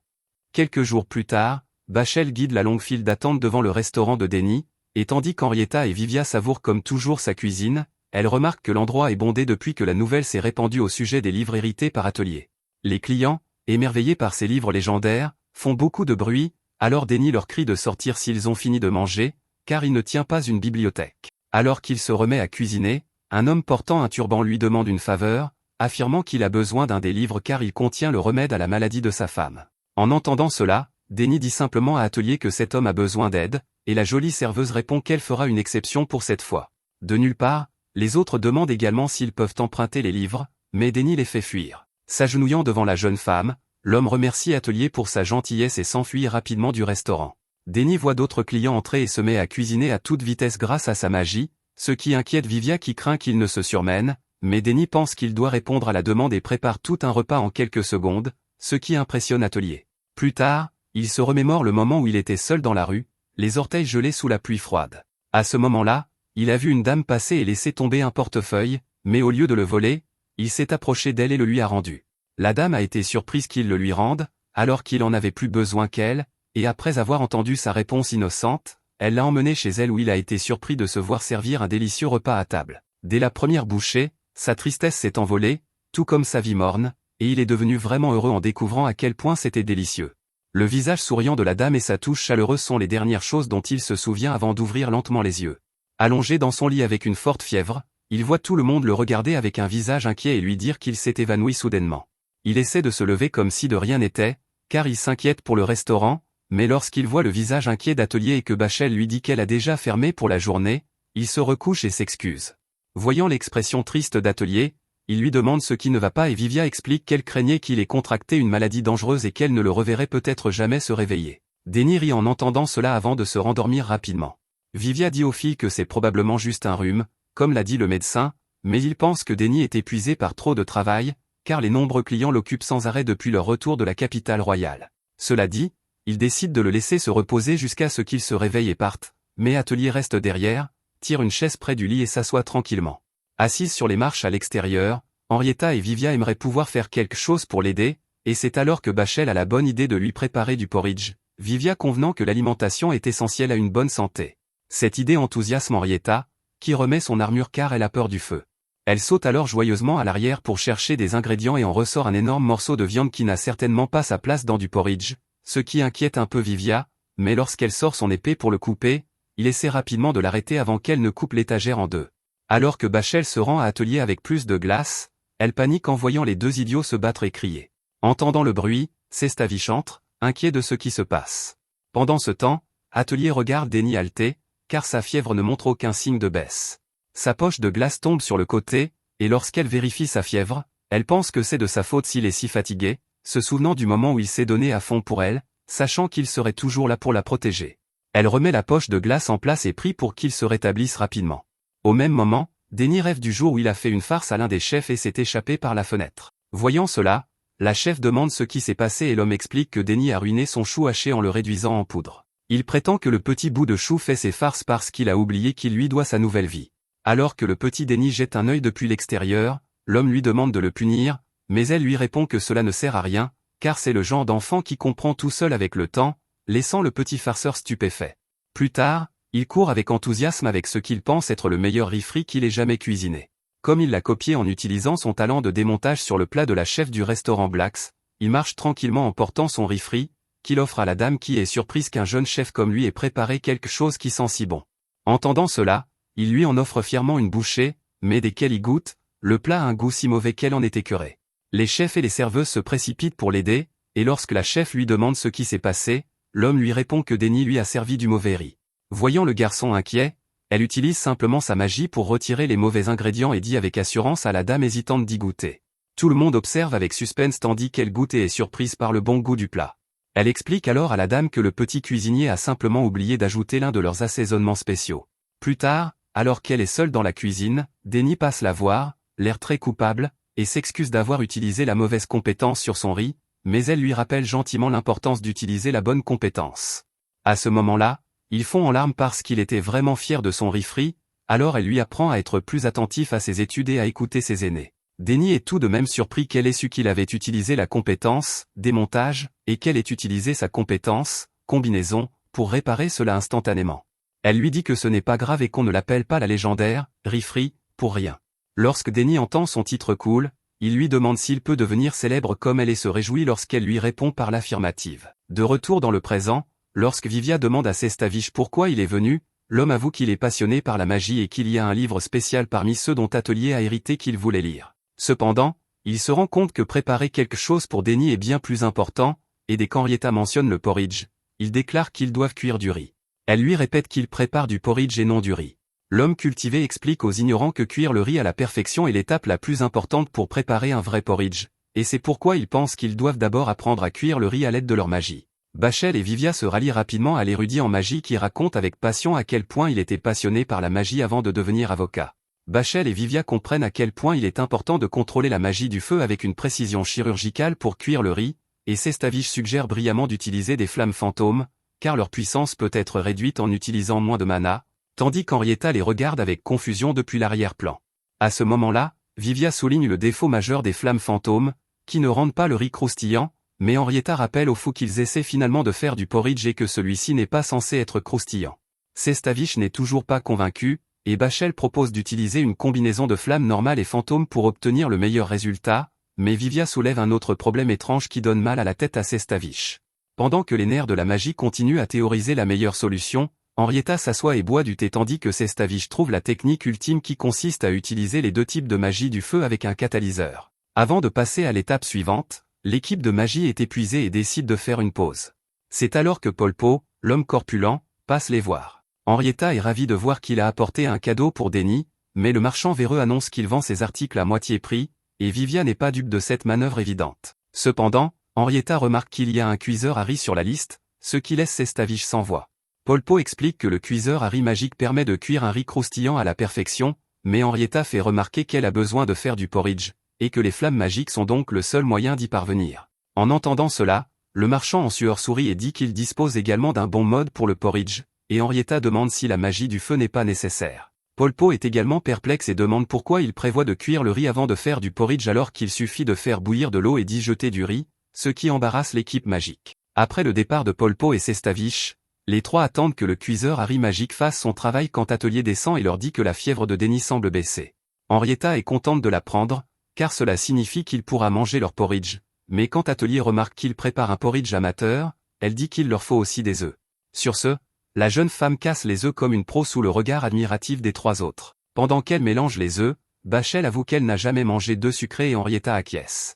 Lorsque Vivia dit qu'il ne supporte pas les œufs sucrés, Henrietta est surprise et sa réaction rend Bachel curieuse de savoir si elle n'a vraiment aucune préférence alimentaire. Après avoir réfléchi un instant, Henrietta se souvient qu'il y a une chose qu'elle n'aime pas et dit avec un visage impassible que ce sont les chaussures en cuir. Bachel et Vivia mettent un moment à comprendre ce qu'elle vient de dire, alors qu'elle leur raconte les moments tristes où sa famille mangeait des chaussures en cuir. Regrettant sa question, Vivia lui demande tout de même pourquoi elle mangeait des chaussures et elle lui explique fièrement que son père lui avait dit que les chaussures en cuir étaient faites à partir d'animaux et que les animaux étaient comestibles, même si elle n'avait jamais aimé leur goût.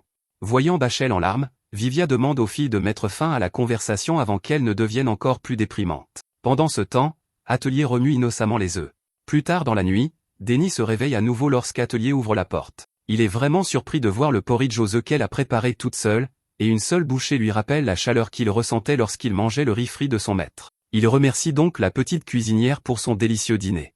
Il lui demande ensuite si c'est vraiment elle qui l'a préparé, et elle lui montre avec adorablement comment elle a battu les œufs, ce qui le rend très fier. Juste avant qu'elle ne lâche la bombe en disant que c'est Polpo qui a préparé le porridge, Denny panique lorsqu'il l'entend le répéter une deuxième fois, se demandant ce que Polpo fait ici. Le lendemain, Henrietta fredonne joyeusement une chanson en se promenant dans le marché lorsqu'elle tombe sur Vivia, qui est stupéfaite par la taille de son sac à dos. Elle répond timidement qu'elle s'est un peu trop enthousiasmée pour le grand dîner, et en chemin, un marchand se demande pourquoi les deux habitués ne sont pas au restaurant comme d'habitude. Les deux lui disent que c'est un jour spécial et se sourient avec enthousiasme. De retour au restaurant, Bachel et Atelier entrent et trouvent Denny en train de ranger les provisions, arborant fièrement le bracelet brillant qu'Atelier lui a offert. Voyant la jeune fille toujours vêtue de son tablier, il lui dit qu'elle n'a pas besoin de le porter partout où elle va, mais Atelier refuse de le changer car elle l'aime bien. À ce moment-là, Vivia et Henrietta reviennent, prêtes à partir, et Denny déclare qu'il est temps de se mettre en route. Avant de partir, Henrietta s'assure qu'il n'oublie pas l'essentiel, comme les serviettes, le savon supplémentaire et les seaux. Une fois que tout est prêt, ils se rendent au bain public pour se laver avant le grand festin, où Vivia perd complètement la tête lorsqu'il voit le physique musclé et les abdos en béton de Denny. Denny bande ses muscles avec fierté et déclare « Voilà à quoi ressemble un vrai homme ». Vivia le couvre de compliments et le supplie de lui révéler le secret de son corps musclé, mais Denny change de sujet et demande à Vivia pourquoi il est plus faible qu'un balai. Le garçon prétend qu'il n'a pas besoin de muscles parce qu'il est mage, et même dans ce cas, Denny est exceptionnellement musclé pour un combattant, mais Denny répond que n'importe qui peut lui ressembler s'il fait 2000 pompes en équilibre sur les mains par jour, ce qui montre clairement qu'il n'est définitivement pas humain. Après cela, Denny est outré que le garçon ne soit pas complètement nu comme il se doit dans un bain public et le harcèle jusqu'à ce qu'il se déshabille. Pendant ce temps, Henrietta shampouine joyeusement les cheveux soyeux d'Atelier. Une fois que les deux groupes ont terminé leurs bains apaisants, ils se réunissent autour de la table à manger recouverte des meilleurs mets et boissons que l'argent puisse acheter. Denny demande à Henrietta de faire les honneurs en tant que gourmande du groupe, et elle se sent soudainement gênée d'être mise sur le devant de la scène. Elle se raidit comme des spaghettis secs et prononce un discours robotique sur sa gratitude pour tout ce qu'elle a reçu, mais lorsque Denny lui dit de se détendre, elle redevient elle-même. Henrietta révèle que même si elle a longtemps vécu au crochet des autres, elle est enfin fière d'annoncer qu'elle a trouvé un emploi qui lui vaut une ovation debout de la part des autres. Denny l'exhorte à donner des détails, et elle explique qu'elle a trouvé du travail à l'ordre des chevaliers. La jeune fille dit qu'elle y a longuement réfléchi et que rejoindre l'ordre lui donne la chance d'aider les gens comme elle le souhaite. Après cela, Denny se tourne vers Vivia et lui demande s'il a également quelque chose à partager, et le garçon révèle qu'il a lui aussi trouvé un nouveau groupe. Bien qu'il ne soit pas très grand, il pense que c'est la première étape de son parcours pour devenir un grand mage. Les filles l'acclament et Henrietta se réjouit qu'ils ne soient plus tous les deux sans emploi, mais il refuse d'être associé à la parasite, car contrairement à elle, il a toujours payé ses factures, et Denny se joint à lui pour la taquiner. C'est ensuite au tour de Bachel, qui annonce qu'elle a décidé de rentrer chez elle après être devenue enseignante à l'Académie de magie de la capitale. Denny se souvient qu'elle a obtenu cette offre d'emploi avant même d'avoir obtenu son diplôme et Vivia la fait rougir avec un compliment sincère. Cela dit, Denny porte un toast à un nouveau chapitre dans la vie de chacun et le festin barbecue commence tandis que Denny boit de la bière comme s'il n'y avait pas de lendemain. Atelier montre à Bachel ses talents de cuisinier. Voyant cela, Vivia est heureux que Bachel et Atelier s'entendent si bien, mais il se sent également triste en sachant qu'ils vont bientôt se séparer, ce qui attire rapidement l'attention de tout le monde. Vivia admet qu'il se sentira très seul, ce qui amène Henrietta à se demander si elle ne devrait pas mettre son travail entre parenthèses pendant un certain temps, mais Denny traite le duo émotif d'idiot. Il leur dit de ne pas hésiter et de suivre la voie qu'ils ont choisie. Ces sages paroles réconfortent Bachel et Vivia, et Henrietta est tellement enthousiaste qu'elle dit être prête à quitter la ville dès le lendemain, mais l'atelier lui rappelle avec suffisance que son travail n'a pas encore commencé. Après cela, Denny jette du riz dans un bol et montre ses talents de cuisinier. Des grains de lumière jaillissent de la poêle lorsqu'il ajoute les assaisonnements et remue le tout comme un pro, laissant tout le monde bouche bée devant son délicieux riz frit 5 étoiles. Le groupe s'apprête à se servir, mais les bruits de mastication étranges d'un marchand en sueur qui engloutit du riz à proximité attirent leur attention.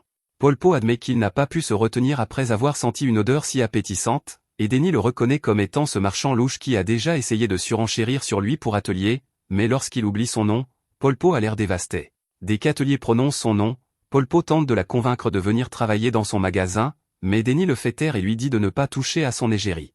Il remercie toutefois l'homme de l'avoir aidé avec le cuiseur Harry, qui lui a permis de déguster le délicieux porridge aux œufs d'atelier, si bon qu'il prévoit de l'ajouter au menu. Cela dit, Denny demande poliment au marchand effrayant pourquoi il est venu, mais Polpo le supplie de ne pas le traiter de pervers devant Atelier.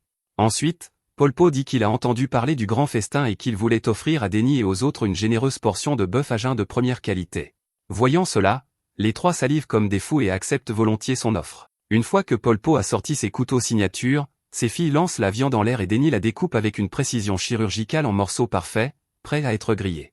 Alors que tout le monde est stupéfait par la saveur de la viande, Polpo déprime car il voulait seulement offrir sa viande à Atelier.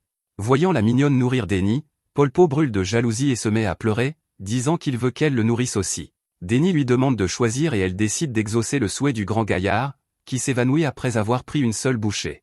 Une fois le dîner terminé, Vivia dit à Denny qu'il voulait lui poser une question personnelle depuis longtemps et évoque le fait que le juge l'ait appelé Denny Blacks au tribunal, ce qui l'a amené à se demander si Denny avait des liens avec le restaurant Blacks. Denny explique qu'il a reçu ce nom de famille de la femme qu'il a adoptée, mais qu'il a cessé de l'utiliser après s'être disputé avec elle. En entendant parler de cette dispute, Vivia devient curieuse, alors Denny lui raconte que cela s'est produit lorsqu'il a atteint le niveau 99 et qu'il ne s'était pas rendu compte à l'époque qu'elle essayait seulement de le garder humble. Vivia est choquée qu'une personne comme Denny ait pu être arrogante. Mais c'est compréhensible, car atteindre le niveau 99 à son jeune âge est un exploit. Denny sourit et dit qu'il pensait atteindre le niveau 100 tout aussi facilement, alors il a quitté le restaurant Blacks pour faire ses preuves et montrer à la chef de quoi il était capable. Peu après, il s'est retrouvé dans le bataillon Silverwing, où il est resté le plus longtemps.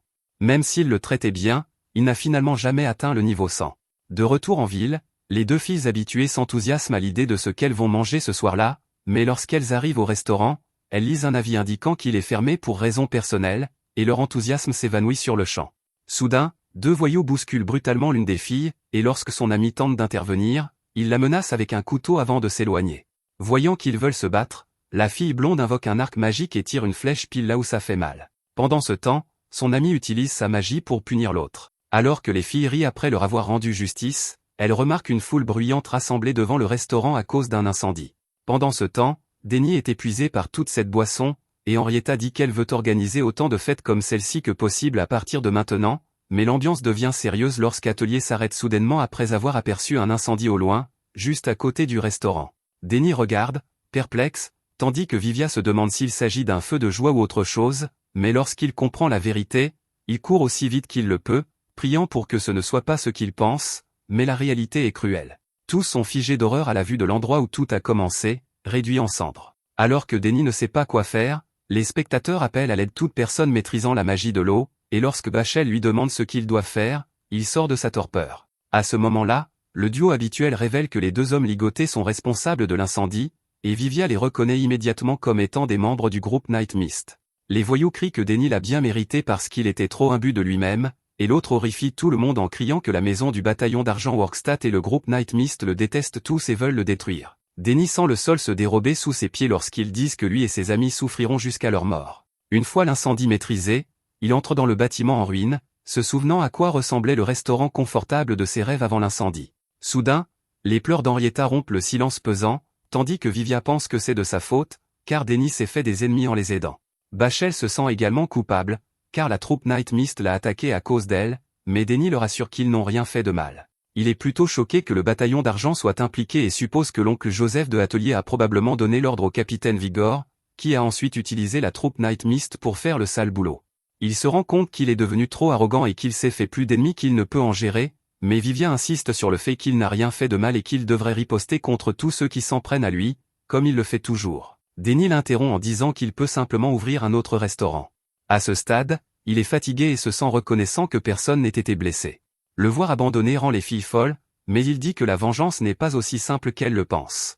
Bien qu'il soit fort à lui seul, les nobles du royaume et le groupe au pouvoir ont suffisamment de ressources pour l'écraser, alors il force un sourire et leur dit à toutes de rentrer chez elles pour la nuit.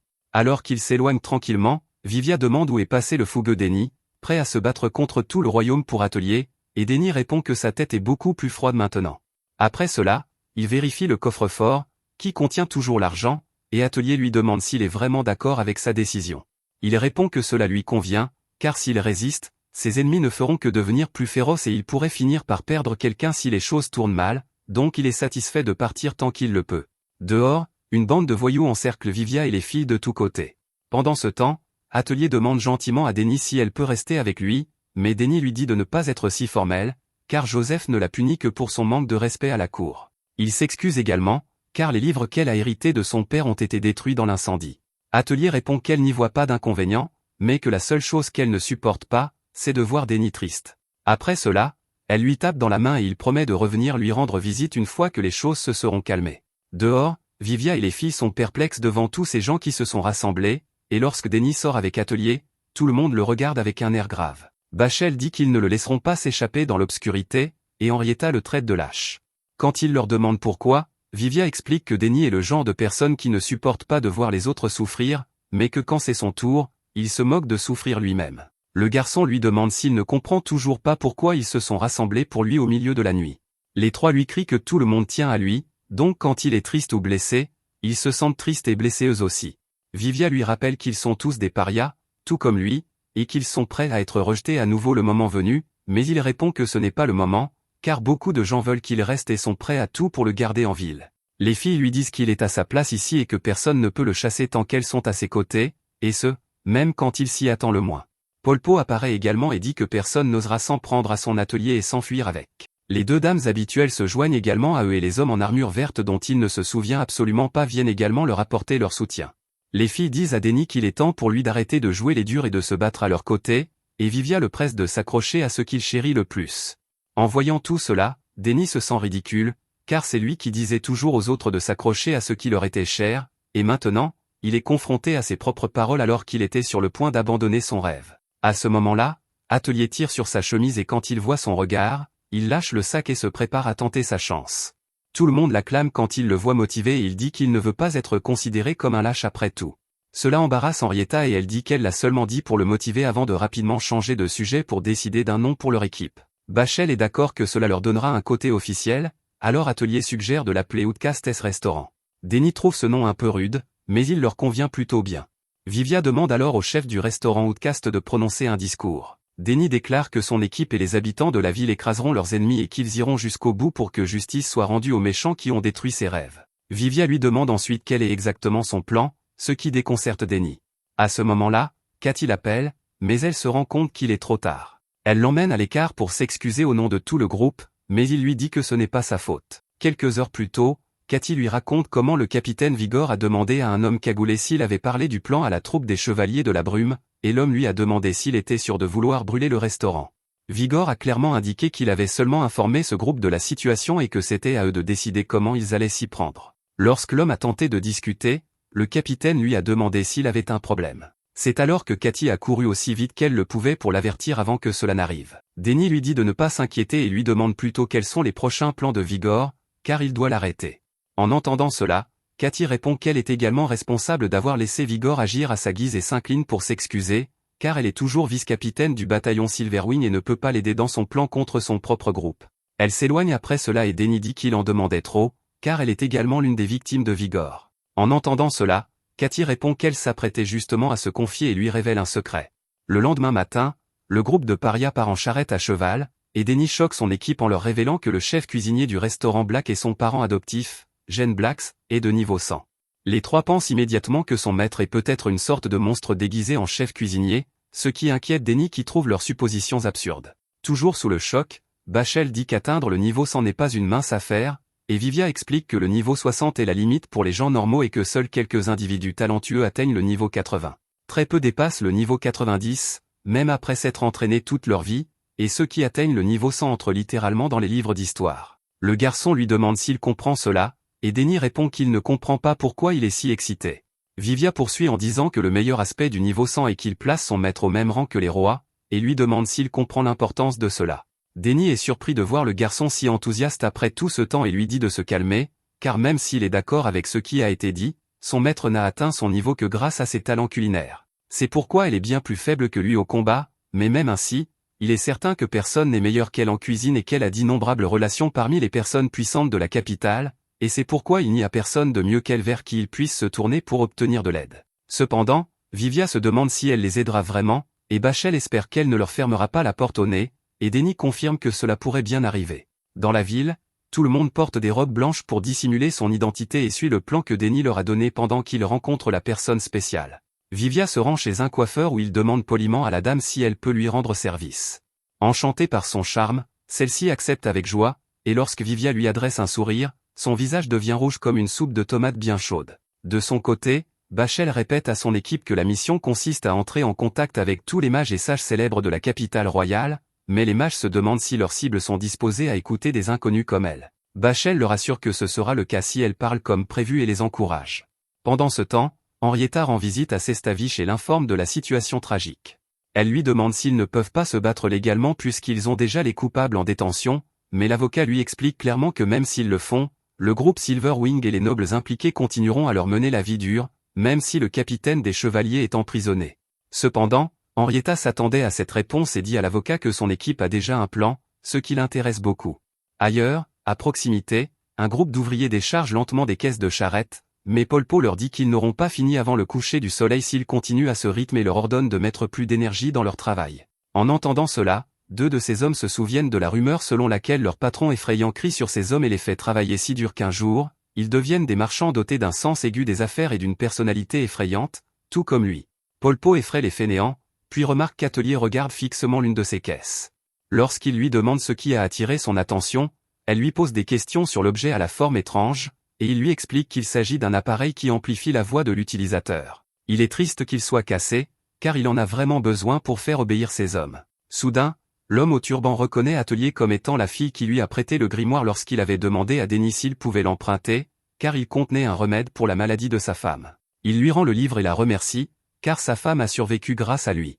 Atelier rougit en entendant cela, et lorsque l'homme lui demande s'il peut lui rendre l'appareil, il remarque les hommes de Polpo qui transportent de lourdes boîtes à l'arrière. L'homme dit qu'il est un mage réputé et qu'il s'y connaît beaucoup en magie avancée du vent. Polpo l'accueille avec joie dans l'équipe. Après cela, l'équipe de Paria et la compagnie continuent à entrer en contact avec autant de personnes que possible dans la ville, et Denny arrive également devant le restaurant de Black. Il s'approche de la poignée, mais hésite un instant en se rappelant le moment où il a dit grossièrement à sa maîtresse qu'elle n'avait plus rien à lui apprendre et où il est sorti par la même porte devant laquelle il se trouve maintenant. Il ouvre tout de même la porte et le personnel lui dit qu'ils sont encore en train de tout préparer, mais il reste bouche bée lorsqu'ils reconnaissent son visage. Denny essaie de rester discret, mais la serveuse crie que le chef Denny est de retour, et il ne faut pas longtemps avant que tous les chefs et serveurs du restaurant se rassemblent autour de lui pour lui demander comment il va. Un chef senior est vraiment heureux de le voir, mais Denny lui fait savoir qu'il est venu voir sa maîtresse. Il entend alors Esmoch lui souhaiter la bienvenue et lui demande si elle a remplacé son poste, mais elle secoue la tête et répond qu'elle n'est qu'une prétendante, car elle ne pourra jamais vraiment prendre sa place. Elle le conduit ensuite vers le chef cuisinier et l'accompagne jusqu'à l'entrée de la cuisine. Voyant son maître après si longtemps, il entre timidement et lui demande comment elle va. Après une courte pause, elle feint la surprise et le traite des « idiots de Rifri », ce qui donne à Denny l'impression d'être de retour chez lui. Lorsqu'il lui demande pourquoi, elle lui sourit tranquillement. Elle lui dit qu'il a l'air en bien meilleure forme qu'à son départ et demande à Denny s'il a trouvé sa réponse. Il admet à regret qu'elle a peut-être raison à son sujet, n'ayant jamais atteint le niveau 100 après tout ce qu'il a vécu au cours de son voyage. Jen lui demande alors ce qui ne va pas, car elle sait déjà qu'il n'est pas revenu sans raison.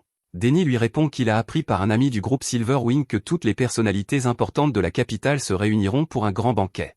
Cathy ajoute que le juge Joseph de la cour royale, de la maison Workstadt, le capitaine Hopper de la troupe Night Mist et enfin le capitaine Vigor du bataillon Silverwing seront tous présents à cette fête. Elle dit ensuite à Denny qu'elle espère qu'il comprend et lui laisse le soin de décider. Les deux se séparent alors. Son maître comprend immédiatement qu'il s'agit d'une liste des noms des plus grands fauteurs de troubles, et Denny lui dit que même s'il ne sait pas ce qu'il complote, il sait qu'il n'y a pas de meilleur moment pour frapper que lorsqu'ils sont tous réunis dans une même pièce. Jen lui demande ce qu'il attend d'elle, et tout ce qu'il lui demande, c'est la date et le lieu du grand dîner, car cela devrait être un jeu d'enfant pour le chef de renommée mondiale qui a des relations haut placées. En entendant cela, Jen lui demande quels sont ses plans, car elle ne peut pas le laisser gâcher un dîner en tant que chef. Il serre fermement le bracelet qui représente ce qui est important pour lui. Il déclare qu'il doit faire la pire chose qu'un cuisinier puisse faire. J'en arrive pas à croire que la première chose qu'elle entende de la bouche de son fils adoptif après si longtemps soit quelque chose d'aussi scandaleux, et Denny jure qu'il n'avait pas vraiment prévu cela non plus. Elle lui explique alors qu'elle a toujours pensé qu'il était le genre de garçon qui se motivait lorsqu'il s'agissait d'aider les autres, mais qui abandonnait dès qu'il était confronté à des difficultés, et elle lui demande ce qui l'a poussé à prendre des mesures aussi radicales. En entendant cela, les paroles d'Henrietta, de Vivia, de Bachel et de tous les autres habitants de la ville lui reviennent à l'esprit, et Denny dit à son maître qu'il fait tout cela pour les personnes qui aiment sa cuisine et son restaurant de rêve. Cela fait sourire Jean, qui admet qu'il a tout de même appris quelque chose au cours de son voyage, mais Denny répond qu'il a encore un long chemin à parcourir. Cela dit, la chef cuisinière accepte de lui donner ce qu'il veut, à condition qu'il écoute attentivement, et lui rappelle que si elle lui a enseigné tout ce dont il avait besoin pour survivre dans le monde et toutes ses techniques culinaires, il y a une chose qu'elle ne lui a jamais dite. En entendant cela, Denny demande avec curiosité de quoi il s'agit et elle lui révèle que c'est le secret pour atteindre le niveau 100. Après cela, Denny sort et se gratte la tête avec embarras, car ce secret lui aurait beaucoup facilité la vie. Plus tard dans la nuit, Esmotch lui remet les informations sur la réunion que son maître lui a envoyée, et sur ce, il dit à la bande qu'il est temps de se mettre en route. De retour au QG de Silverwing, Cathy demande au capitaine Vigor où il va, et il répond qu'il a une affaire sérieuse à régler en tant que capitaine. Elle fait alors semblant de ne rien savoir et souhaite bonne chance au capitaine. Sur le chemin de la réunion, Vigor pense que l'endroit où il se rend est une perte de temps totale, mais il sait que cela l'aidera à atteindre son objectif. Il se remémore alors son passé, lorsqu'il était un garçon sans le sou qui travaillait tous les jours dans les fermes, et que le seul à l'accompagner était son frère malade. Deux fermiers voisins ont pris en pitié ces garçons qui avaient perdu leur père à cause d'une maladie et dont la mère les avait abandonnés pour épouser un autre homme. Après le travail, la gentille dame qui possédait la ferme remercia Vigor pour ses efforts en lui offrant un panier de fruits.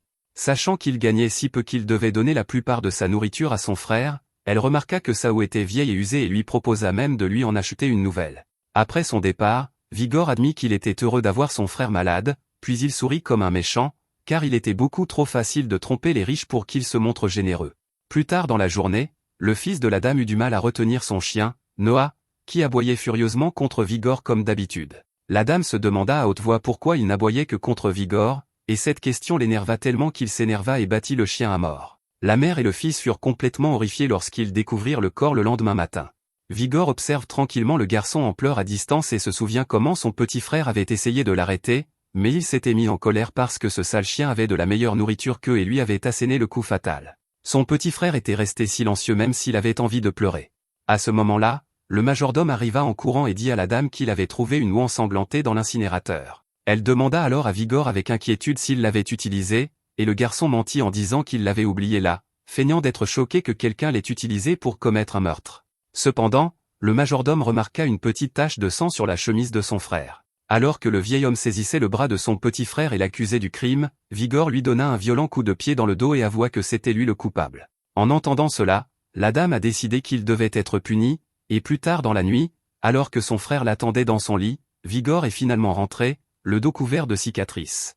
Voyant la réaction de son frère face à ses blessures, Vigor est devenu frustré, et le lendemain, il a mis le feu à tout le manoir. Alors que tous les habitants regardaient la scène avec stupéfaction depuis l'extérieur, il se vanta fièrement auprès de son petit frère d'avoir volé tout ce qu'il possédait, et qu'ils étaient désormais aussi pauvres qu'eux. Cependant, il n'était toujours pas satisfait, car il visait des objectifs bien plus ambitieux. Mais lorsqu'il demanda à son frère de le suivre, celui-ci, terrifié, avait déjà pris la fuite. À partir de ce jour, il mania l'épée jour et nuit, même lorsque le temps devint rude, jusqu'à ce que ses mains soient couvertes de callosité et dégoulinantes de sang. Il défia ensuite une bande de voyous qui se moquaient de lui, pensant qu'il pouvait les affronter avec son petit bâton, mais ils le regrettèrent rapidement lorsqu'il les détruisit complètement en quelques minutes seulement. Vigor leur vola ensuite tout leur équipement et, peu de temps après, il rejoignit le groupe Silver Fan, où le capitaine Gadius le complimenta et lui dit qu'il attendait de grandes choses de la part de cette recrue qui était, comme lui, de niveau 80. Lors de sa première mission, il a impressionné les membres du groupe en battant le 5e monstre d'affilée tout seul, puis il a dit aux autres de continuer pendant qu'il s'occupait du reste. Plus tard, le capitaine l'a pris à part et lui a demandé pourquoi il se battait toujours seul alors qu'il serait beaucoup plus facile d'obtenir l'aide des membres de son groupe. Vigor répondit qu'il était simplement plus facile pour lui de tout faire seul, et le capitaine comprit qu'il visait lui aussi le niveau 100. Gadius donna donc un conseil au garçon, l'avertissant que les groupes n'étaient pas faits pour monter de niveau, mais Vigor sourit discrètement, et à ce moment-là, un énorme dragon apparut derrière lui, faisant comprendre à Gadius qu'ils avaient pénétré dans le territoire d'un dragon. Gadius ne s'inquiéta pas pour autant, car il s'agissait d'une espèce passive, mais Vigor lança soudainement un poignard dans l'œil du dragon et s'enfuit tandis que le capitaine lui demandait pourquoi il avait fait cela, laissant l'homme derrière lui devenir la proie du dragon. De retour au quartier général des Silverfang, les membres du groupe n'arrivaient pas à croire que leur capitaine était mort à cause d'un simple dragon des cavernes, et ils dirent à Vigor qu'il devrait prendre la relève en tant que prochain capitaine, car il était le plus fort d'entre eux, comme il l'avait prévu. Vigor accepta avec joie et, sous son commandement, de nombreux aventuriers commencèrent à partir, car il utilisait son nouveau statut pour nouer des relations et faire le sale boulot pour les nobles. Même si ces hommes continuaient à partir, Vigor continua à conclure des accords avec des personnages louches, et un jour, au bar, il dit à Katy que l'ancienne Silverfang était déjà morte et qu'il allait la rebaptiser Silverwing Battalion, pour laquelle il recrutait la nouvelle génération qui dirigerait le pays. C'est pourquoi il lui demanda de se joindre à lui pour devenir le plus fort, et Katy trouva l'idée séduisante. De retour dans le présent, une voix arracha Vigor à ses pensées et il entra dans le manoir où la réunion était prévue. À l'intérieur, il frappa à la porte de la pièce où Sir Joseph l'attendait, mais la première chose qu'il fit fut de fermer le rideau pour s'assurer que personne ne les voit ensemble. Joseph lui rappelle qu'il a déjà réservé tout l'hôtel à sa demande, mais Vigor répond qu'il aime être minutieux. Plus tard, l'oncle malhonnête dénigre Atelier et se vante avec suffisance qu'elle a eu ce qu'elle méritait. Vigor rapporte quant à lui qu'il ne reste plus aucune trace du restaurant et félicite le capitaine Hopper pour son excellent travail. Hopper répond qu'il a pris plaisir à se venger de Denny et Vigor lui assure qu'il n'a rien à craindre même s'il est arrêté, car le juge en chef de la cour royale est un de leurs amis proches. Le salaud barbu rit en pensant qu'il forme une équipe invincible composée des personnes les plus puissantes de leur domaine, mais Joseph rit plus fort et le corrige en disant qu'ils sont plus que cela, car il prévoit de régner très bientôt sur tout le royaume dans l'ombre. Il affirme que tout le monde, même la famille royale de Kingland, sera obligé de lui obéir et dit qu'il doit tout cela à Denny, qui a réuni l'équipe des 4 méchants. Alors que les hommes lèvent leurs verres, un serveur entre soudainement et rend Vigor furieux parce qu'il est entré sans permission, mais le gracieux Sir Joseph lui dit de se calmer et d'écouter ce que le garçon a à dire. Le garçon explique que le chef a oublié de servir un dernier plat, alors l'homme lui permet de le laisser après le service, mais les 4 hommes regardent avec suspense lorsqu'ils voient une lumière aveuglante sous le couvercle, qui s'avère n'être rien d'autre que du riz frit. Voyant cela, ils sont déçus, et après que le serveur leur ait expliqué qu'il s'agit de la spécialité du chef, Vigor lui dit de dégager, mais Sir Joseph demande au garçon d'attendre tandis qu'il avale cuillère après cuillère de ce riz incroyablement bon et dit qu'il est tout simplement trop bon. Voyant cela, Vigor avertit le noble de surveiller ses manières, mais Joseph insiste pour qu'il le goûte lui-même, disant qu'il n'aurait jamais cru qu'un plat préparé pour les paysans puisse être aussi bon.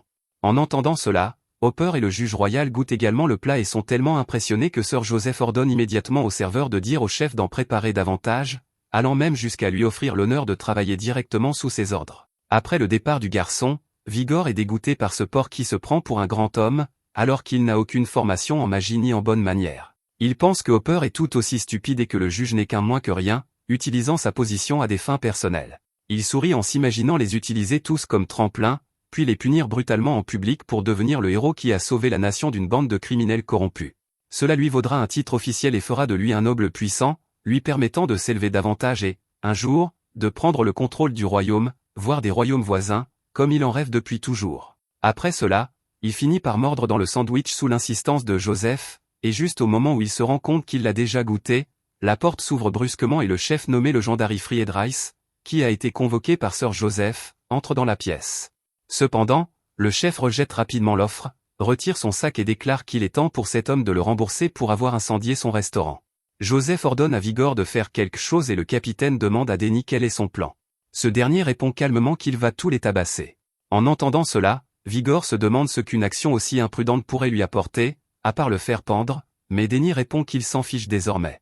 Il dit alors poliment qu'il est furieux et crie en utilisant son talent d'intimidation, disant aux hommes qu'ils regretteront d'être nés, les faisant tomber à genoux de peur. Joseph le supplie de se calmer, Mais Denny utilise à nouveau son talent, les effrayant encore plus.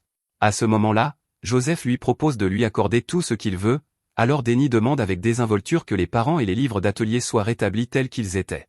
Joseph admet qu'il ne peut pas le faire, mais le supplie de s'asseoir pour discuter civilement, promettant de lui donner tout ce qui est possible. En entendant cela, Denny demande aux hommes s'ils admettent avoir incendié son restaurant, mais ils refusent de répondre. Il crie alors à nouveau et force les fouines à plaider coupables. Il leur ordonne ensuite de parler plus fort et d'admettre clairement qu'ils ont utilisé le groupe Silverwing pour incendier son restaurant par l'intermédiaire des hommes du capitaine Hopper et qu'ils ont demandé au juge royal de couvrir l'affaire. Alors que les hommes tremblent de peur, Joseph jure qu'il n'a pas tout planifié seul. Alors que Vigor réalise enfin que Denny utilisait le hurlement de terreur depuis le début, Joseph le fait paniquer en avouant que tous les quatre étaient derrière tout cela.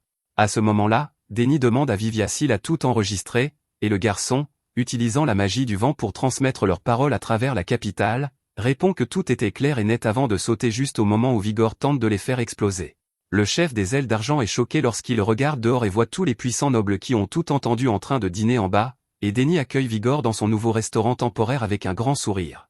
Vigor n'en croit pas ses yeux, tous les mages royaux sont venus à la fête. Lorsque la foule commence à se demander si ce qu'elle a entendu est vrai, Joseph et les autres se mettent à transpirer. Les gens sont indignés qu'ils aient détruit un restaurant qui abritait les livres de magie les plus précieux du pays, et ils sont choqués que le juge royal lui-même ait été impliqué. Denny déclare fièrement que ce sont les mages qui font respecter la loi dans leur pays, et qu'il n'aura donc pas besoin de juger lui-même la bande de malfaiteurs, car la loi le fera à sa place. Après cela, Vivia et les filles se mettent à faire la fête, et Sestavich déclare que toute la ville a entendu la confession haut et fort et dit à tout le monde de lui laisser le soin de s'occuper du reste. Il félicite ensuite le gang pour son excellent travail et déclare que tout est terminé maintenant que tous les nobles sont contre leurs ennemis. Au même moment, Denny dit à Vigor qu'il a enfin eu ce qu'il méritait, ce qui rend l'homme si furieux qu'il fait un énorme trou dans le mur. Denny saute et avertit tout le monde de courir alors que le capitaine s'envole dans les airs et atterrit près de lui, l'air très sérieux. Vigor affirme qu'il savait que Denny finirait par se mettre en travers de ses plans et dit que le renvoyer n'était pas suffisant. Vigor le regarde droit dans les yeux, et une puissante aura se forme autour de son épée alors qu'il dit à Denny qu'il va essayer de rendre sa mort aussi douloureuse que possible. Denny accepte son offre et invoque ses couperets avant que les deux hommes ne se jettent l'un sur l'autre et ne s'affrontent. Après avoir été repoussé, le capitaine frappe le sol et forme des îlots rocheux. Alors que Denny saute dans tous les sens, Vigor lui envoie une pluie de rochers qui lui entaille le bras. Il sort alors une poêle à frire pour s'en servir comme bouclier, puis lui lance une rafale de flammes. Après avoir atterri, Vigor se précipite sur lui, et il parvient à peine à bloquer la puissance écrasante de son ancien capitaine. À ce moment-là, Denny se souvient du jour où Cathy les a présentés, le tout premier jour, en disant qu'elle avait trouvé ce type aux statistiques impressionnantes dans le bar, mais Vigor s'est moqué de lui lorsqu'il l'a évalué et a vu qu'il n'était qu'un chef cuisinier. Cela a énervé Denny, et les deux hommes ont commencé à se toiser jusqu'à ce que Cathy les sépare et convainque le capitaine Silverwing que la cuisine de Denny était si bonne qu'il jouerait un rôle important dans la motivation de tout le groupe. En entendant cela, Vigor a décidé de le laisser rejoindre le groupe, et c'est ainsi que Denny a officiellement rejoint le groupe. Quelques jours plus tard, dans le donjon, les membres du groupe ont été impressionnés par la facilité avec laquelle leur capitaine a détruit l'énorme monstre boss.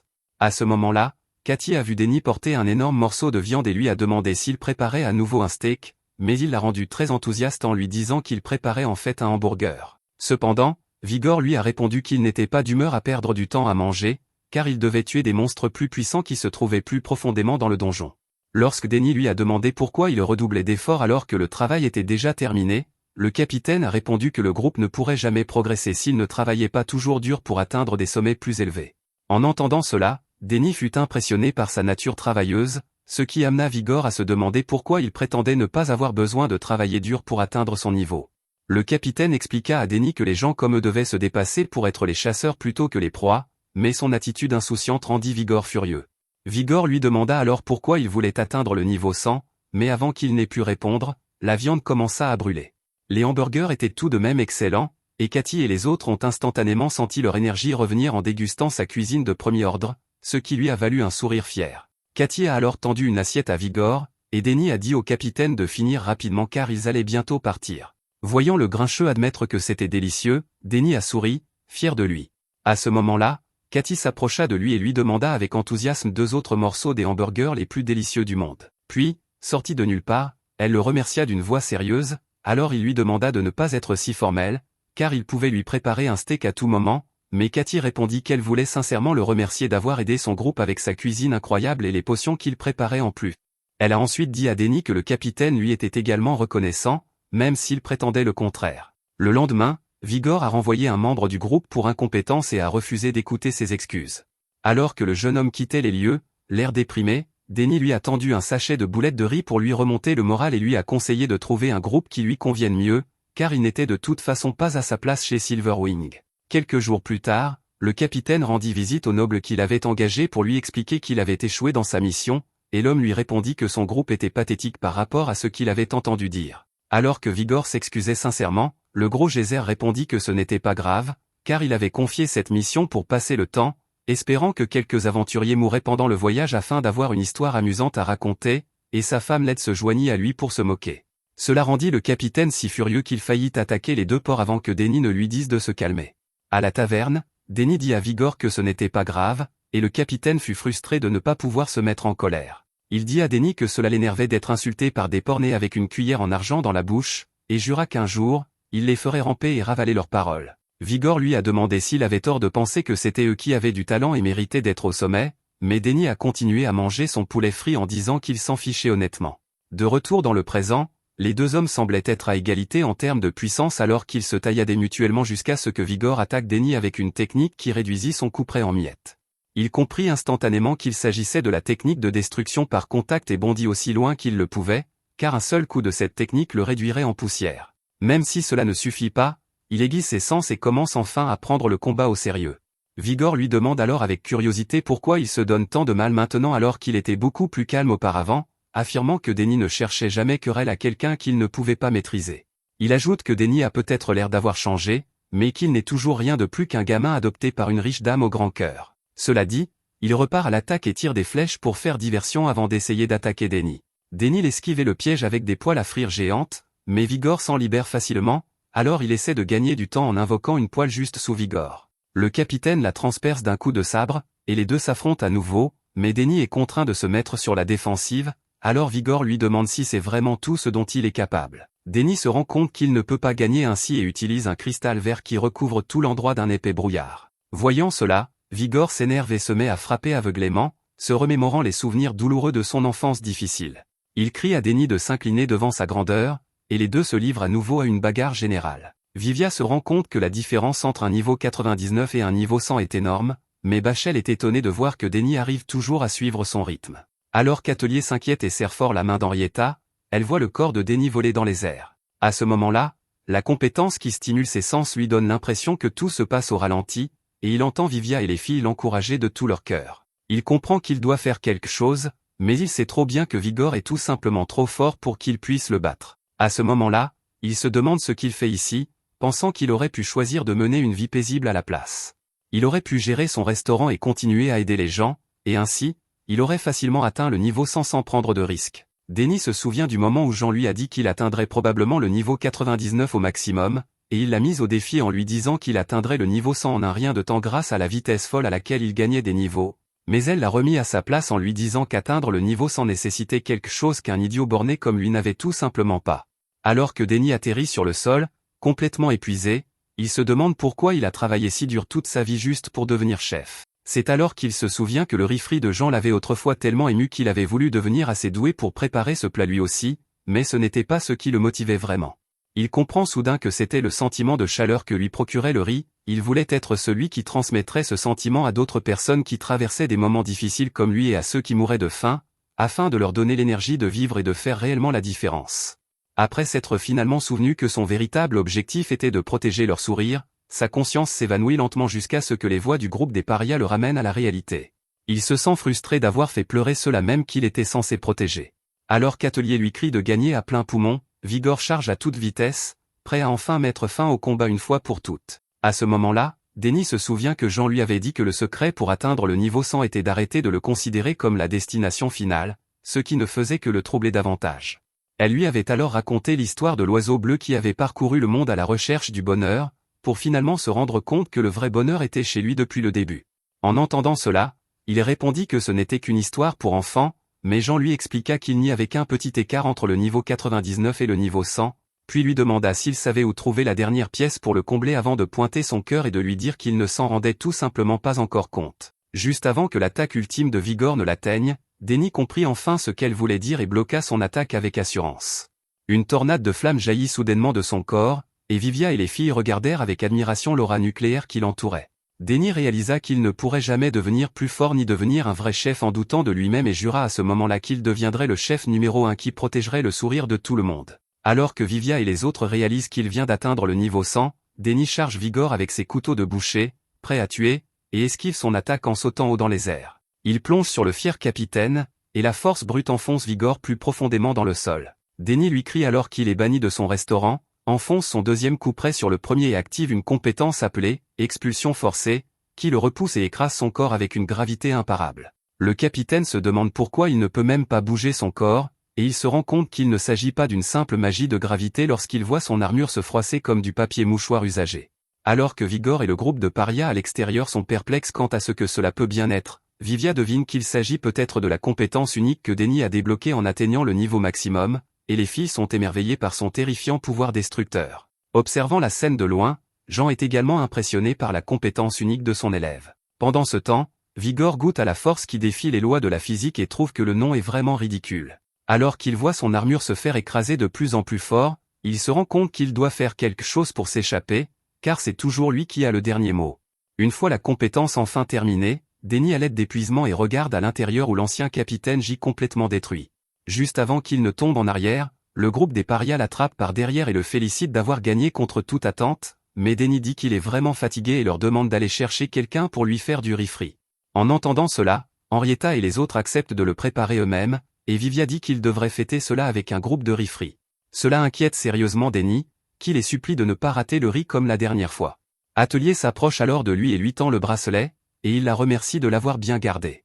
Après cela, la petite mignonne tend la main vers lui et lui sourit gentiment, cherchant à lui taper dans la main.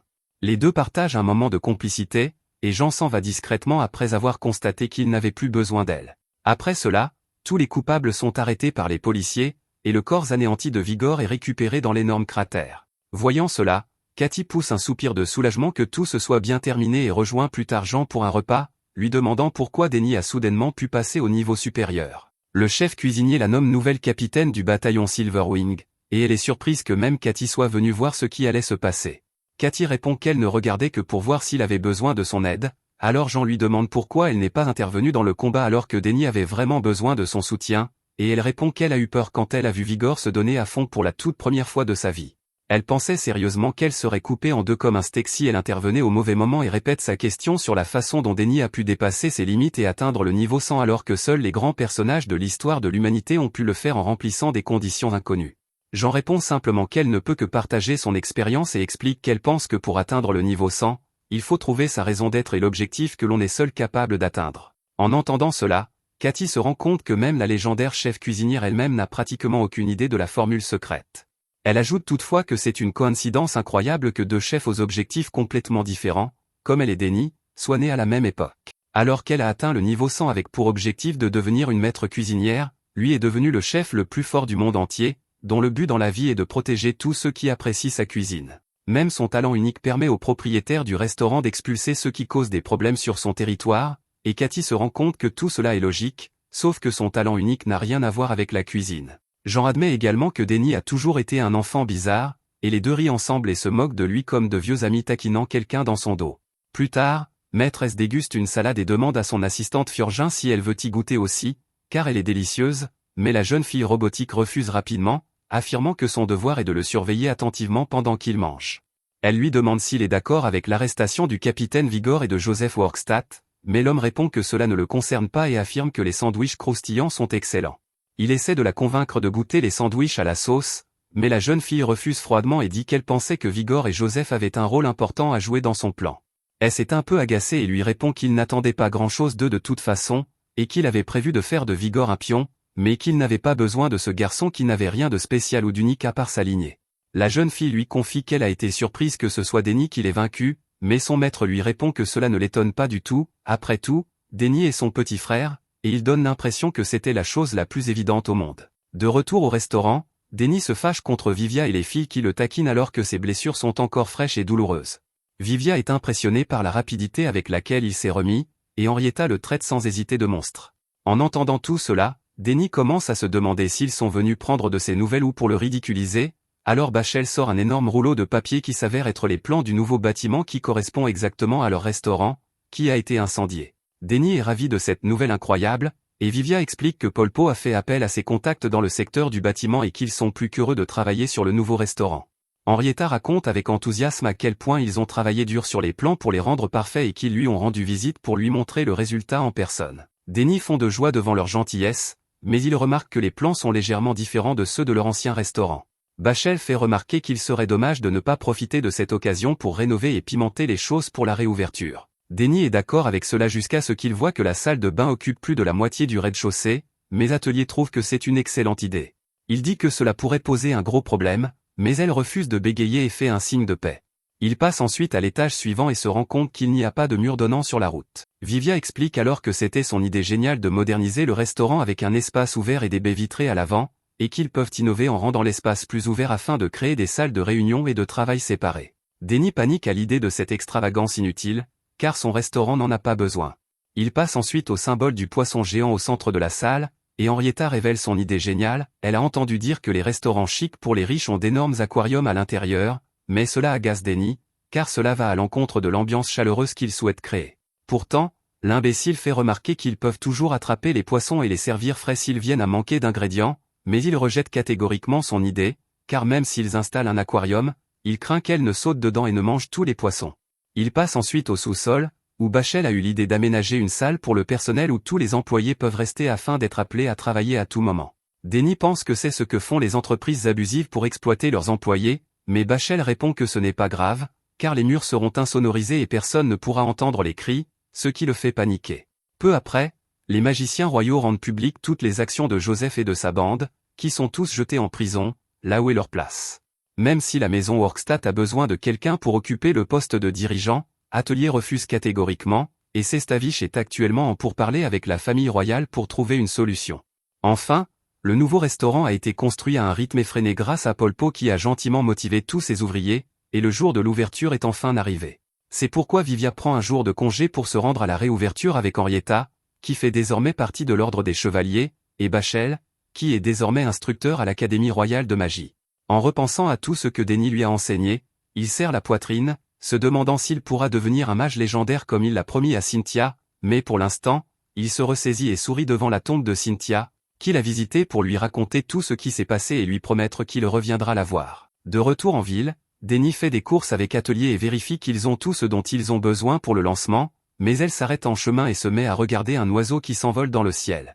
À ce moment-là, quelqu'un la bouscule, et la panique s'empare d'elle lorsqu'elle se rend compte qu'elle s'est encore perdue, mais ce sentiment disparaît instantanément lorsque Denis l'appelle et qu'elle lui dit joyeusement de marcher plus vite. Après cela, Denis installe l'enseigne du restaurant des parias sous le regard enthousiaste des filles, mais il se demande si les gens auront vraiment envie de venir dans un endroit avec un nom aussi peu accueillant. Henrietta lui assure que cela sonne bien, et Bachel dit que le nom, Restaurant des Aventuriers, était surestimé. Atelier semble la plus enthousiaste, car c'est elle qui a eu l'idée au départ. À ce moment-là, Vivia arrive, et il lui demande son avis. Le garçon s'enthousiasme immédiatement lorsqu'il voit le nouveau nom, ce qui fait penser à Denis qu'il se moque de son mauvais goût et de ses noms ridicules. Lorsque les filles se moquent de lui parce qu'il réfléchit trop, il leur fait la leçon en leur disant que la Bible du restaurateur stipule qu'il faut longuement réfléchir au nom du restaurant, mais les filles le poussent à entrer. À l'intérieur du restaurant flambant neuf, l'équipe des marginaux est un peu déçue de voir que tout est aussi moyen qu'avant, alors Denis leur dit qu'il n'a jamais accepté de suivre leur projet farfelu. Cela rend Atelier grincheuse, car elle voulait vraiment le grand bain, mais elle se réjouit lorsqu'il lui tapote la tête et lui demande de l'aider à se préparer et demande à l'équipe des marginaux de choisir leur plat. Après avoir pris leur commande, Denis se met au travail et leur sert des plats épicés qui les font exploser de joie. Voyant cela, Denis les remercie sincèrement de lui avoir appris qu'il ne doit pas renoncer à ce qui lui est cher. À ce moment-là, Paul Pot et les anciens habitués entrent, et Denis et l'équipe des marginaux leur réservent un accueil chaleureux. Mais c'est là que cette vidéo se termine. N'oubliez pas d'aimer et de vous abonner à la chaîne. Merci d'avoir regardé, et à la prochaine fois.